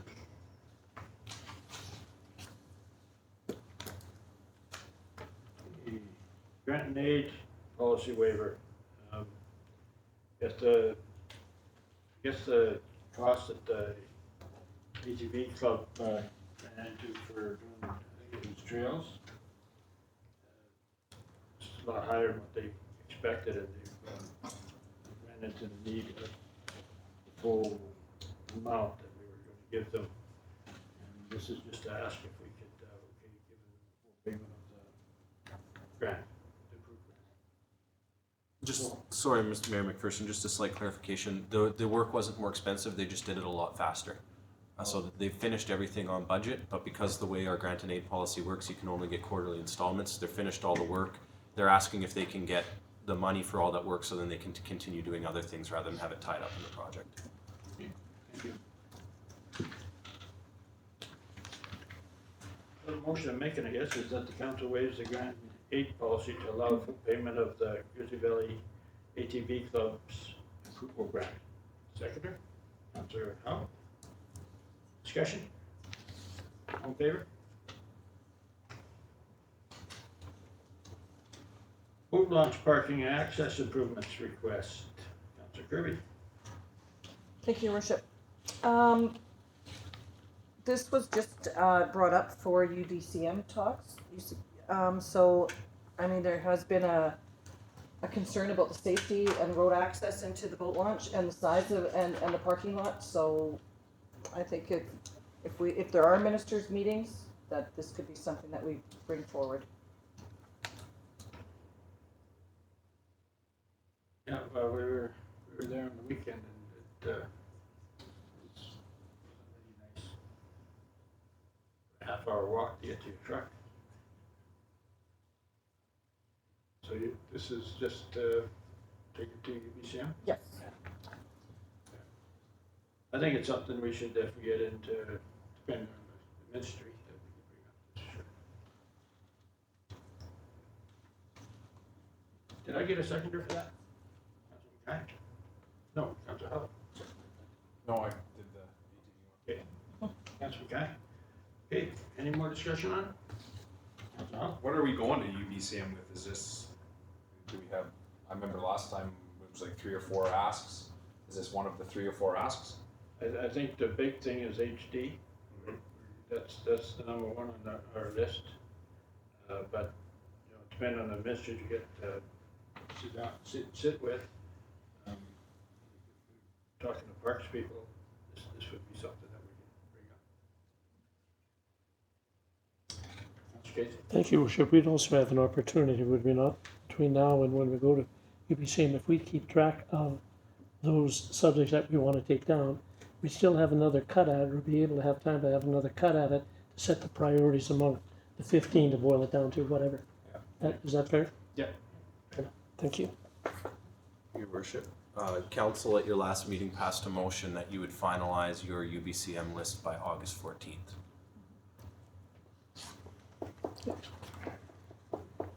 Councilor Scott, did you have your hand? With finalizing that list, will we be able to discuss it amongst each other? Like I see on our schedule of meetings, there's 2 council meetings and no PNPs. Is that correct? I think the 14th of P and P would do, wouldn't it be? 14th. The same as this. Okay. So that will be on the P and P part of it. Yeah, if you like, it was on this P and P as well. We can put it on that one too.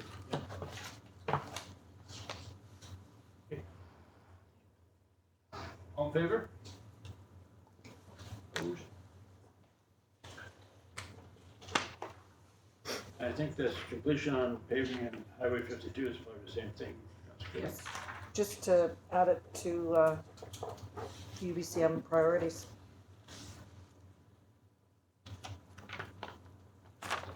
Yeah, we gotta get it on their 10-year list at least. Let's get on the 5-year list. See, you making that motion? Yeah. Mr. Scott? All in favor?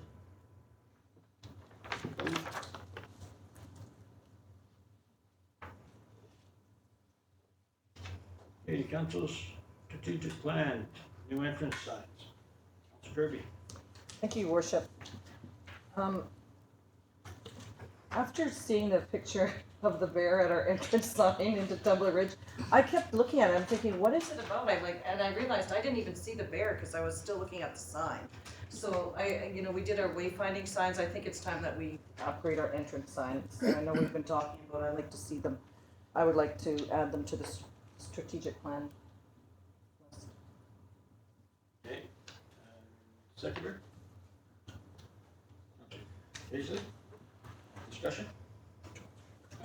So is strategic plan the correct place for that, or should not just be 2018 budget discussions?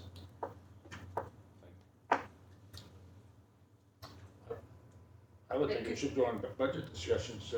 Mr. Wall, can you help us there? It depends, a strategic plan is a way for council to let staff know that this is an important project that we should be working on. If it's on the strategic plan, in order for staff to accomplish it, we'll have to bring it to the budget discussions in 2018, and the council would make decisions on it at that point. So it's where, council, where are you in this project? Is this a project that you want, that is on your strategic plan because it needs to be done, or are you at this, or are you at a place in this project where you want to see some costs and then you'll figure it out later? And that's not to say if it's on the strategic plan you're not going to see costs, you will. It's where are you on this project? This is something that has to happen. It's on the strategic plan. It's something you're kind of maybe sort of thinking about, not a strategic plan item. So tonight, if we put it on the strategic plan, next P and B, we can discuss what we'd like to see in it. Welcome to Yeah. Ridge sign. So that staff would have something to work with to come back. Councilor Kay. I think if it's on the strategic plan, it gives an opportunity to maybe expand that to entrances into Tumbler Ridge, so it wouldn't just be the sign, it could be from all 3 directions. Maybe flower beds, it could be who knows what, right? So if we get it on the strategic plan, then we'll ask you to put it on PB for the next week. Yeah. Okay, all in favor? Opposed? Share Shack.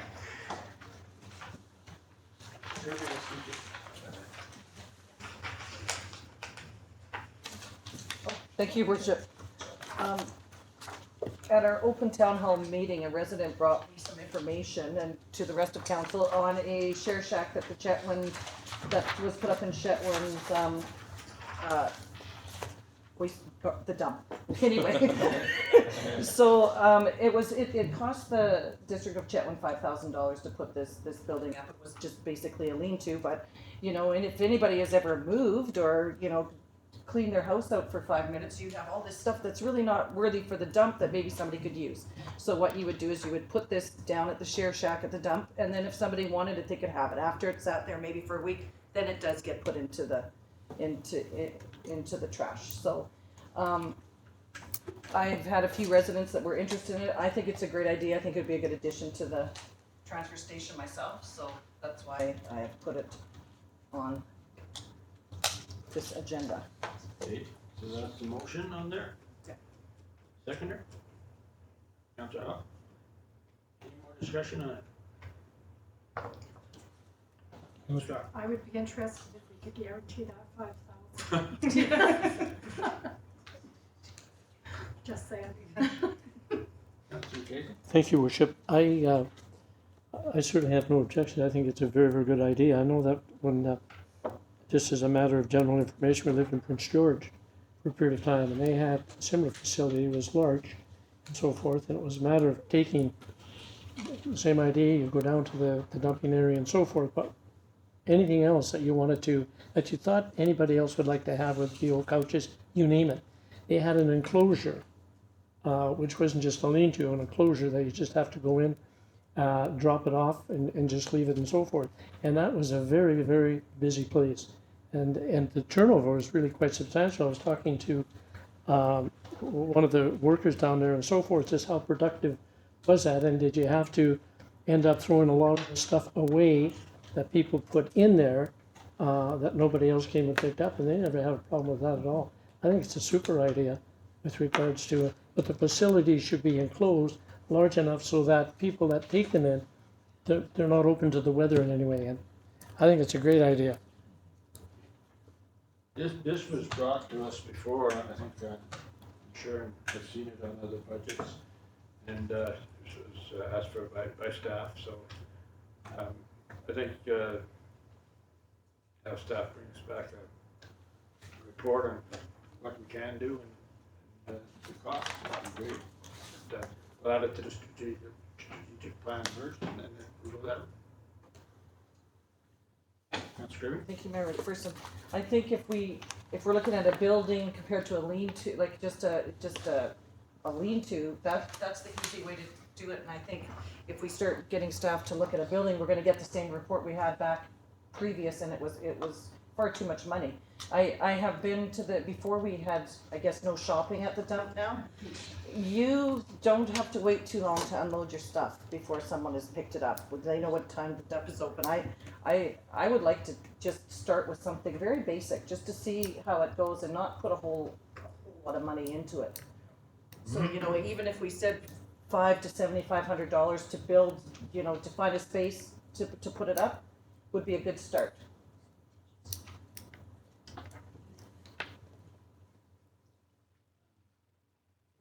Good with that, Mr. Wall? If council passes a motion, we'll deliver the reports. Alrighty, all in favor? Opposed? Okay, 10-9, Visitor Information Center Management. Councillor Casey? We're at 10.9, Your Worship. Yeah. That administration enters, would move that administration enters into negotiations with Geopark to manage the Visitor Information Center beginning in 2018.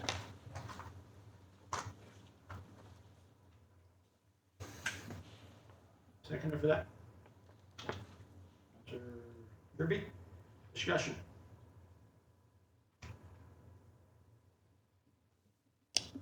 Councillor Kirby?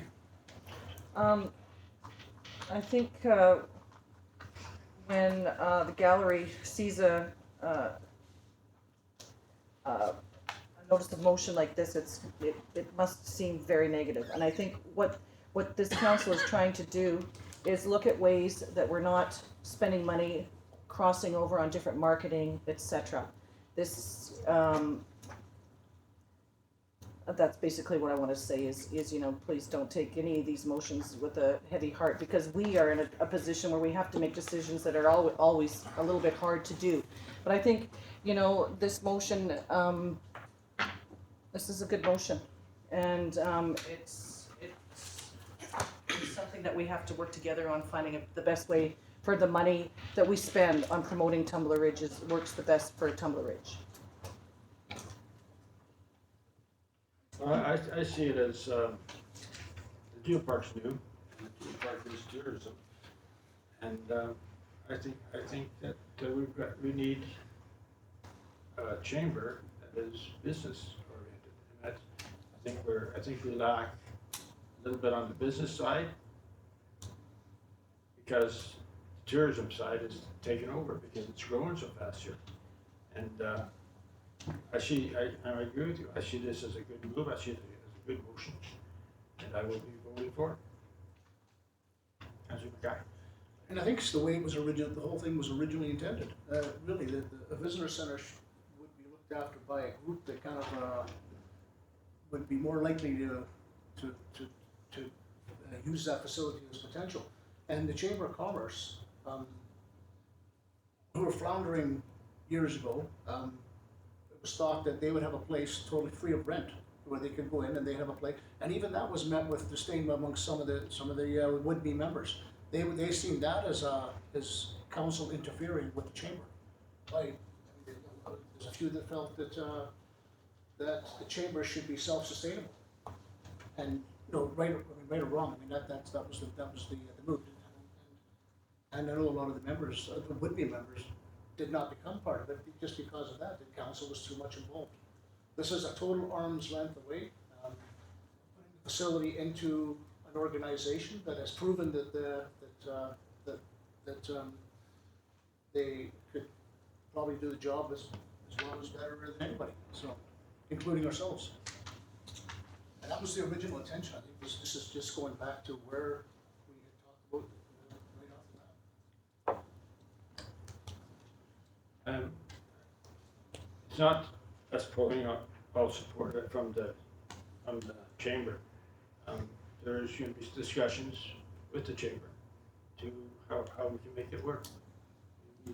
I know that there's a big value to having a chamber. I've been a supporter for a long time. And I think we'll find a place for you to do it. And now you're director, whatever. Councillor Casey. Thank you, Worship. There's a couple of other motions that I'll be making that are on the agenda and so forth. I just want to make it very, very clear. This isn't a slight against the chamber. No. I mean, we're talking about a tourism attraction and a tourism organization we have. So I would be disappointed if anybody thinks it's a slight against the chamber. It is not meant to be that. And I would have no intentions of presenting a motion with that thought in mind. That, I mean, there's a spot for the chamber, and so I just want to make that point very clear. That's all. Perhaps I missed a couple of meetings, but where did this all come from? Where did this stem from? And I'm just out of curiosity. It's been in discussion for quite a while, actually. Have we ever thought of bringing all the groups in together, bringing the Geopark and the community and the chamber in together to have a discussion about this? Like, is the Geopark behind doing this? Like, I have discussed, personally, each group separately. well, that's where I say, like, you've had the discussion, but I mean, you know the information, but the rest of us don't have it. Why don't we just sit around the table and have a conversation about it? I think we have had the conversation. I must have not been here for that. Councillor Scott. I do like what Councillor Howell's saying, like when we're saying there's no slight against anyone and stuff like that. I think having, if we want to truly be partners, we need to bring the organizations together and have those discussions.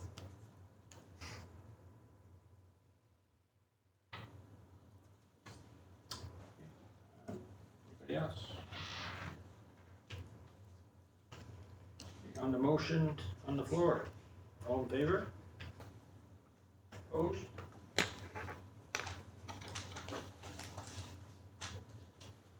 Okay, 1010 and 1011 have been reversed, because I think they involve each other with the, I think the 1011 has to be discussed first. So 1011, Tumbler Ridge Museum Foundation. Councillor Casey? Thank you, Worship. The motion that the District of Tumbler Ridge informs the Tumbler Ridge Museum Foundation Council is suspending funding their institution through the grant and aid of fee-for-service policy until conditions are met. This is dealing with overlapping of mandates, goals, and geopark revalidation and areas of concern for council. Some of the examples: the Tumbler Ridge Museum Foundation has withdrawn its scientific support for the Tumbler Ridge Global Geopark, and the cooperation level in marketing, programming, and other areas has not been undertaken to a level necessary for the creation of the world-class destination that Council is intent on creating. In January 2017, Council requested an outcome of a visioning session led by the head of tourism development for BC that the Tumbler Ridge Museum Foundation and the Tumbler Ridge Global Geopark enter into discussions that would address these concerns of competitive overlap. As far as I am aware, not only have the conversations not taken place, cooperation between the Tumbler Ridge Museum Foundation and the Tumbler Ridge Global Geopark has significantly decreased. Due to a successful meeting Council had with Premier Clark, the provincial government laid out a path that may have led to provincial support for the institution. However, since that meeting, the support that the Royal BC Museum has offered has often been rebuffed, leading the Royal BC Museum to inform the district they are reconsidering the allocation of resources they have given to us. The Ministry of Job, Tourism and Skills Training has informed the district that they would not recommend to their minister provincial involvement in this institution. The Tumbler Ridge Museum Foundation has been previously informed of Council's concerns, as per the letter written to them by Mayor McPherson earlier this year, and in closing he states, in part, Council is requesting that the Tumbler Ridge Museum Foundation work with the Tumbler Ridge Global Geopark to produce a plan for Council that will address the subpar education, programming, and tourism outreach that has taken place, addresses the needs of the Tumbler Ridge Golden Geopark's revalidation requirements, and acknowledges that tourism development will be a primary endeavor for the next Tumbler Ridge Museum. Will be a primary endeavor for the Tumbler Ridge Museum Foundation moving forward. Until this has taken place, the District of Tumbler Ridge will be suspending any fee-for-service or granting aid funding that has not already been allocated. The second part of that is the letter that will be sent. We vote in favor of this motion. I need a seconder for the motion. Councillor Kirby? Discussion. I just want to say that I went to the museum about 3 months ago, sat at a board meeting and said, through discussions with council, that we were going to change our funding. That it would be nice if they came up with a plan that, so they'd be part of the change. I've never heard a plan. Just lately, them pulling out of back in the geopark. It just something's got to be done here, and the only pressure that we as a council can put on is funding.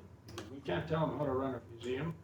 We can't tell you how to run a geopark. I mean, but if we're not getting what's good for this district through the funding that we're putting out, we've got to change something, and that's all we're doing here. The museum will have an opportunity to come up with an idea and hopefully work with the geopark to get there. Councillor Scott. To me, it looks like we're rewarding one and penalizing another. And again, I think if we have that, some kind of a meeting to have everybody participating and see if we can get past some of those hurdles where we're working together. Both. It wasn't a month ago I requested council let me organize a meeting. Mm-hmm. You voted no, that I couldn't. So there's only so much I can do.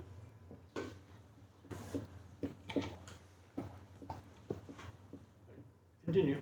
Oh, like we keep talking partnerships, and I think that's really important that we get all these groups working together. When I see key directors resigning from boards, and that's not just the geopark and the museum, to me there's red flags. So I think we need to have some of those meetings. Councillor Kirby. Thank you, Mayor Ferguson. The outstanding fee for service, would that be the $50,000 that is left in the fee for service this year? Is this what we are going to suspend until, or what? Can you elaborate? No, This is for, we're suspending funding for, after that $50,000 is still happening. This is 2018 Okay. funding. Okay. And, Yeah. and it's, all we're doing is saying, something's gotta be worked out here, so we're working together. And that is asking the museum and the geopark to work together to come up with something that works. I think we take the district out of it. I mean, we are the funding mechanism, and that's all we are. But having individual meetings with each organization doesn't work. It needs bringing everybody together. Exactly what I asked to do. I'll have to go back and look at those minutes. Councillor King, Councillor Kirby, you had Yeah, your hand just- up first. go ahead. thank you, Mayor McPherson. I think from day one, since being elected as being the museum's liaison, one of the primary goals of council was to get provincial funding and how to get to that. So that was when we had the meeting with the province. That was an ask that we went to the province for. They gave us the tools to hold that meeting as with all the parties together to try to get that provincial funding, because it's been a want for the museum to have a purpose-built facility. We want to get scientific, the science side of things paid for, et cetera, et cetera. Once that meeting came through, the two groups couldn't get together because you've got a board, which is a museum board, which is a total different board, has their vision, and we have a new geopark which has their vision. The sad thing is that without the museums, starting everything off, there wouldn't be a geopark. So I think the evolution of the group is to become a bigger group, and that's the geopark. We've kind of focused towards tourism. We can't tell them that amalgamation is what is right if they can't do that. But that's where the funding for us becomes, how do we move forward? How do we move forward funding a group that actually, as much as that we have to recognize all that's gone into the museum, that will never be lost. I mean, that is kind of the stepping stone for Tumblr after we, everything kind of hit the rock bottom here. That museum brought us to a point where we're getting international recognition, but a community of now 1,700 people cannot sustain a fossil, the gallery. That's what they're looking at, is the province is saying, we're holding all of the fossil collections of BC. The major part of it is in Tumblr. How are we supposed to do that as a community? Our money has to be to bring in tourism, to boost the economy, where the science side of things, we're not, maybe seeing that. Not that we don't appreciate it or rely on it. So we're kind of, we all want the same thing, but we can't get there. And maybe this is the point where we say, look at the funding, we just can't do it anymore, we have to figure something new. And we've tried our best, and we've worked together for years and years and years. There's $3.5 million we've invested as a community into the museum, because we see the potential, but we're not getting anywhere with the way we're going. So I think this way we've brought in the province, and they're giving us ways to do it. But if the museum isn't willing to let go of some of kind of their holds on that, they're tying our hands. We're coming to this decision because of the way the groups are working. So sadly to say, I'm gonna have to vote for this. And maybe this is, like the mayor said, is gonna be the the point where we actually get behind it. Because I am behind the museum, I just can't be behind it the way it's been functioning. It's not going the way we need it to go to be sustainable in it, so. Councillor Casey first. Thank you, Worship. We've talked about this for some period of time, and back in January 2017, the council requested the outcome of a visioning session led by the head of tourism development for BC at the Tumbler Ridge Museum Foundation and Tumbler Ridge Global Geopark enter into discussions that would address these concerns of competitive overlap And again, not only have the conversation not taken place, the cooperation between Tumble Ridge Museum Foundation and the Tumble Ridge Global Geopark has significantly decreased. In my conversations that I've had with the Global Geopark, they have never at any time said anything negative about the Tumble Ridge Museum Foundation. Never have I heard a comment. In terms of getting together to become a component of the overall geopark, that may still be in the works and so forth. But it's the Global Geopark and their qualified board and the mandate that they have is that if they want to consider Tumble Ridge Museum Foundation as a component of their operation, and assuming that the Tumble Ridge Museum Foundation is interested in that arrangement, those, I believe, discussions can take place, and it is up to the board of the geopark to make the call on that.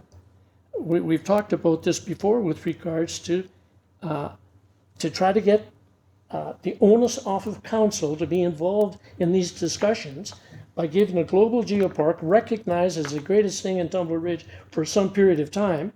They receive the dollars, they receive the recognition, and they will determine how those funds are dispersed, funds that they receive from us. And we don't any longer have to be involved in whether or not we should have the Tumble Ridge Museum as a separate one, the Global Geopark as a separate entity. That's up to them to work out whatever problems and difficulties they have. And the Global Geopark, from my experience, are astute enough and professional enough that if they need our input in any way, they'd approach us and ask for it. But we go round and round and round the mulberry bush here, and this is not good news for the Museum Foundation, that's fine. But what I've outlined here is a number of things that have not happened. That have not happened.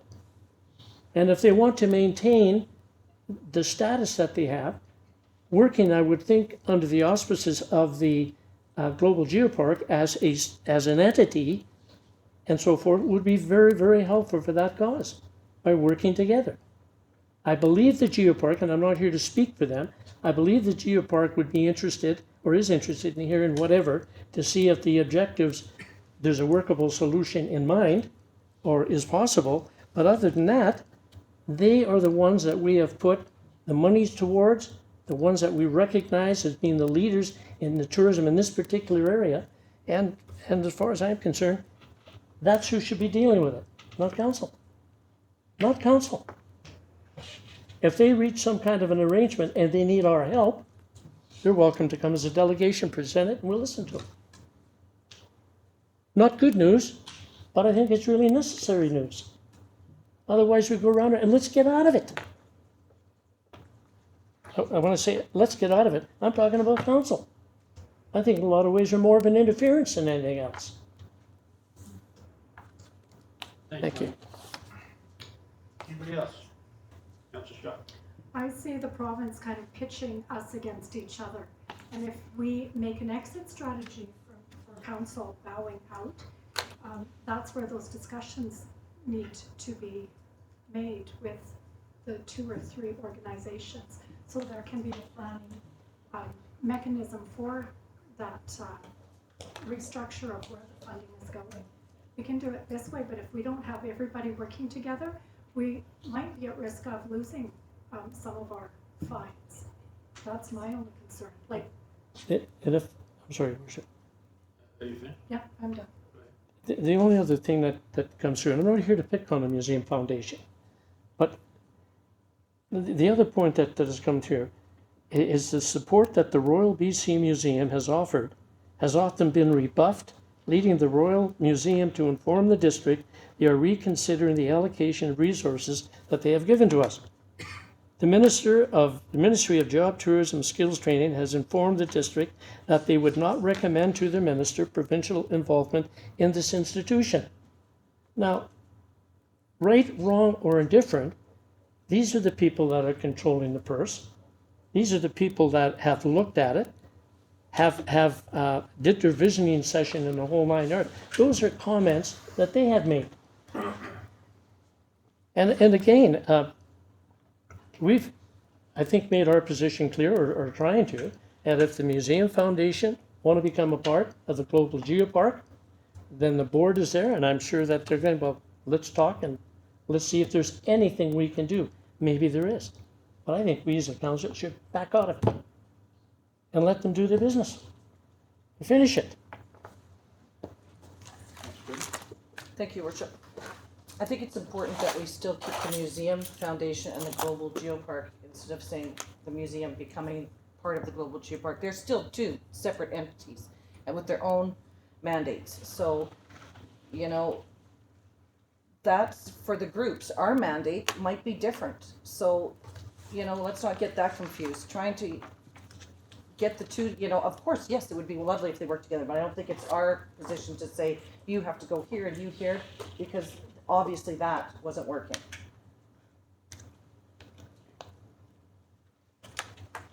Well, you know, we tried as a council last January to, we came up with a suggestion that they amalgamate. That sunk. Nobody liked that idea. So now we've come up with this, and in between times, I have recommended that they come up with a plan that we can live with, because funding was going to change here. So I think all of council agreed with that idea, and there has been no suggestions of how we can do it. So now we've come up with a letter that says, if we're going to continue funding, then you work together, both groups, and come up with something that works. And whatever that is, I've supported the museum for, I've been going on 18 years now. And yeah, I didn't agree with everything they did, but I did support them. And I still support them. And I want to see this work. And I think this is the only way that we can get out of it, like Councillor Casey says, and I agree with that 100%, that I'd like to see the district just step back and say, okay, you guys run this. Councillor Casey. Thank you, Your Worship. And not to belabor this, the important point here as well, and you had pointed this out previously, is that council is requesting that the Tumbler Ridge Museum Foundation work with the Tumbler Ridge Global Geopark to produce a plan for council that will address the subpar education, programming, and tourism outreach that has taken place, addresses the needs of the Tumbler Ridge Global Geopark's revalidation requirements, and acknowledges that tourism development will be a primary endeavor for the Tumbler Ridge Museum Foundation moving forward. Until this has taken place, the District of Tumbler Ridge will be suspending any fee-for-service or granting aid funding that has not already been allocated. So there is a pathway for them to follow to have all of that reinstated. So the onus is on them to do that. My good heavens, if the Tumbler Ridge Museum come back together with the Global Geopark and say that these differences have been worked out, this is what we need, I think we would be hard-pressed not to give them what they're looking for. But that specifically spells out some objectives that they have to meet to bring forward, so we can have a look. It's not dead in the water by any means. Okay, I'm going to call a question. All in favor of sending that letter? Opposed?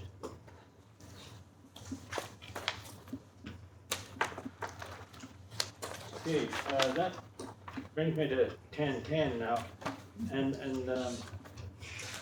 till this, what we've just okayed works out, I'm not sure we can come up with a value on what's going to happen there. So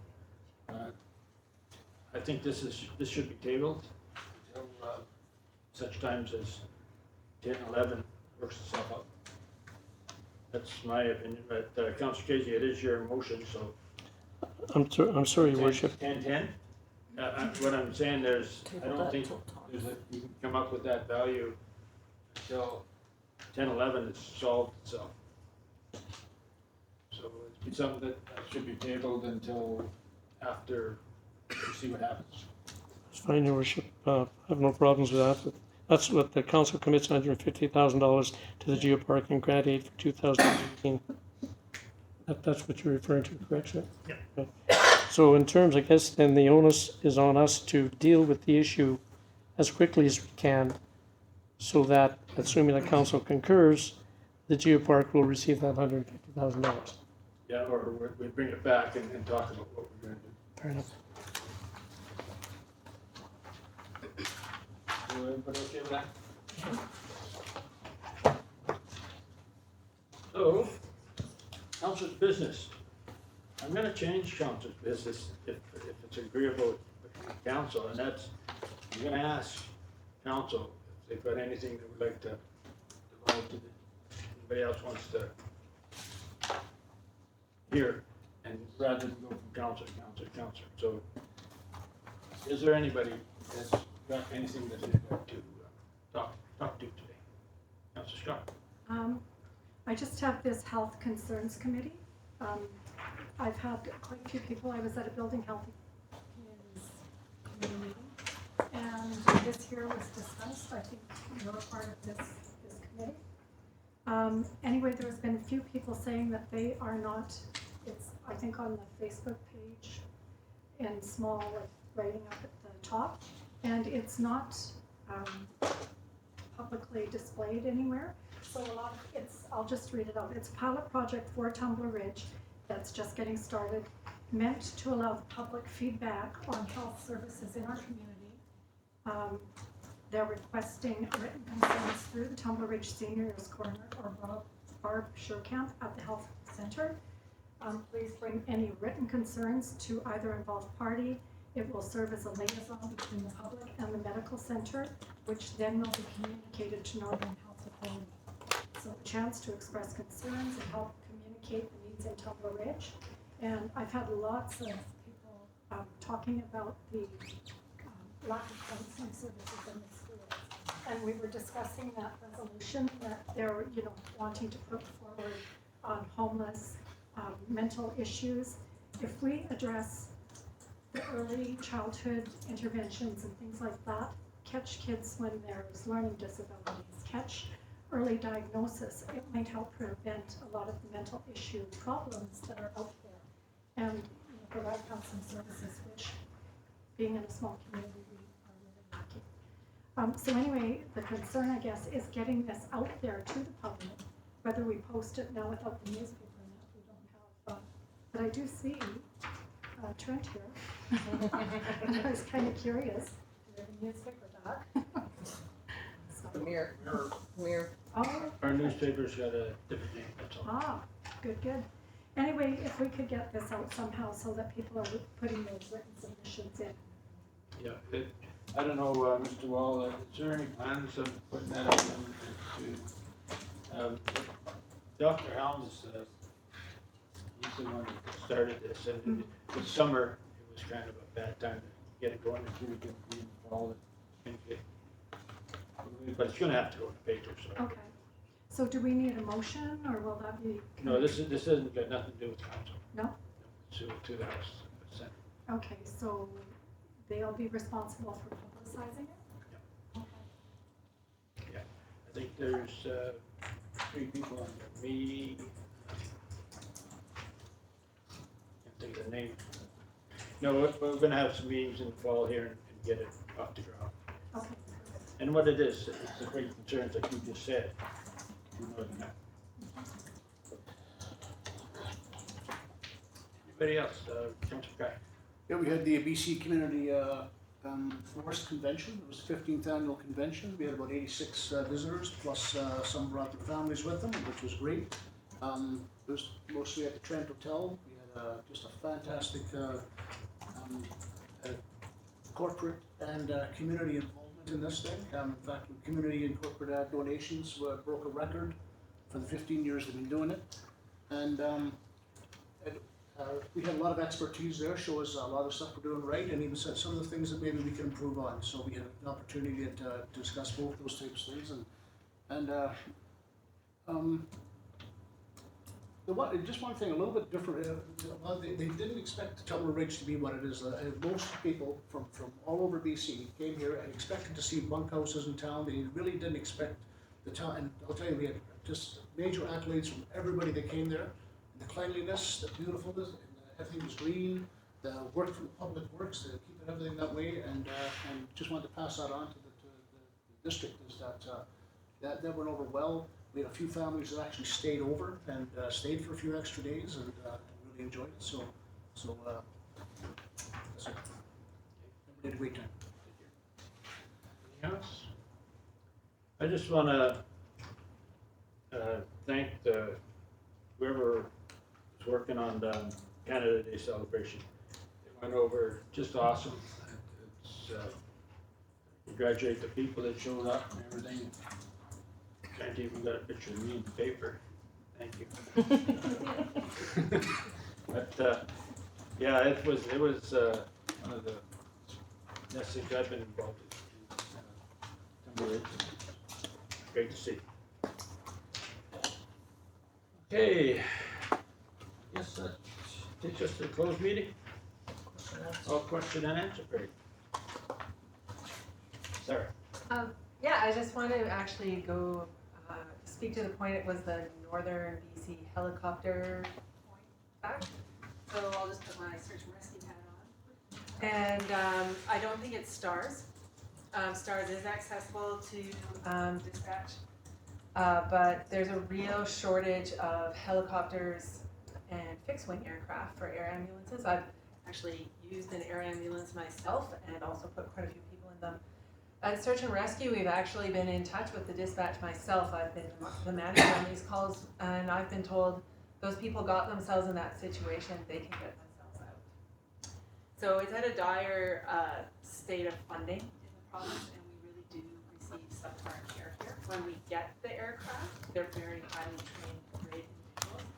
But there's this push from BC Ambulance Service to get other people to do the upgrade. And so, Search and Rescue has been one of the places that this has been pushed, but it's definitely something that I think is important, particularly with the remote recreation and the tourism that we're putting together. So I just wanted to give you guys a search and rescue experience with that it is a problem and it is a concern.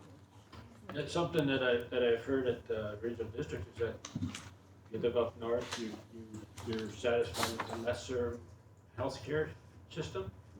I never signed any paper saying that.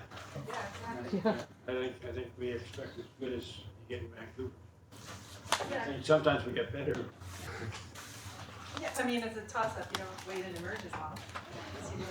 But, we had international visitors, guide outfitters who had legitimate injuries being knocked off a horse and they wouldn't send a helicopter to help back with these people with potential brain injury. I mean, it's a serious thing.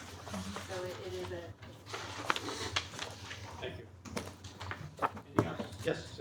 Just a quick question what Councillor Scott was talking about. I thought that was just for seniors, so I can give you feedback that when I saw that notice through the Facebook post, I thought it was just for seniors, so I did not realize that I had an opportunity to speak to that. So you're saying come fall, we'll have Yeah, I haven't even been to a meeting yet. I was at the seniors hall, talked about it a little bit.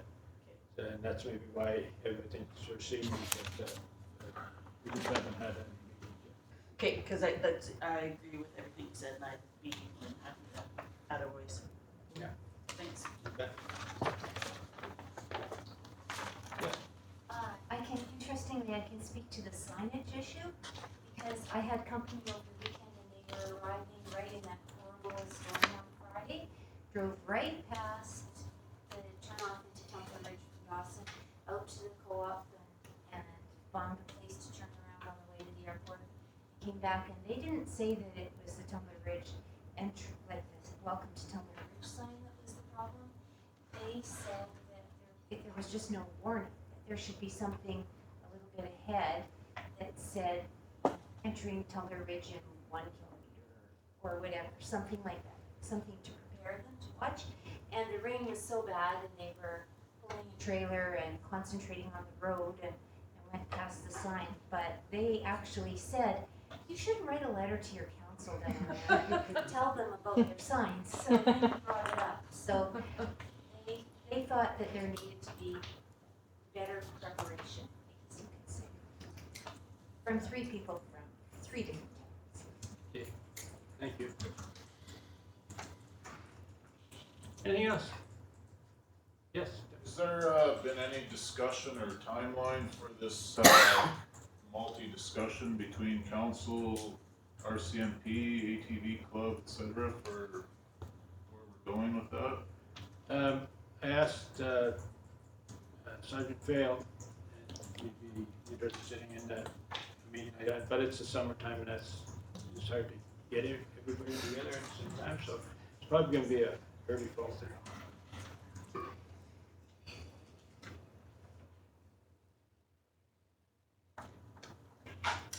Okay, if we're gonna close. Okay. Recess? Yeah, yeah. Okay, I'll take you to close this for Dennis. Okay, seconder? Okay, all in favor? Okay, 10 minutes.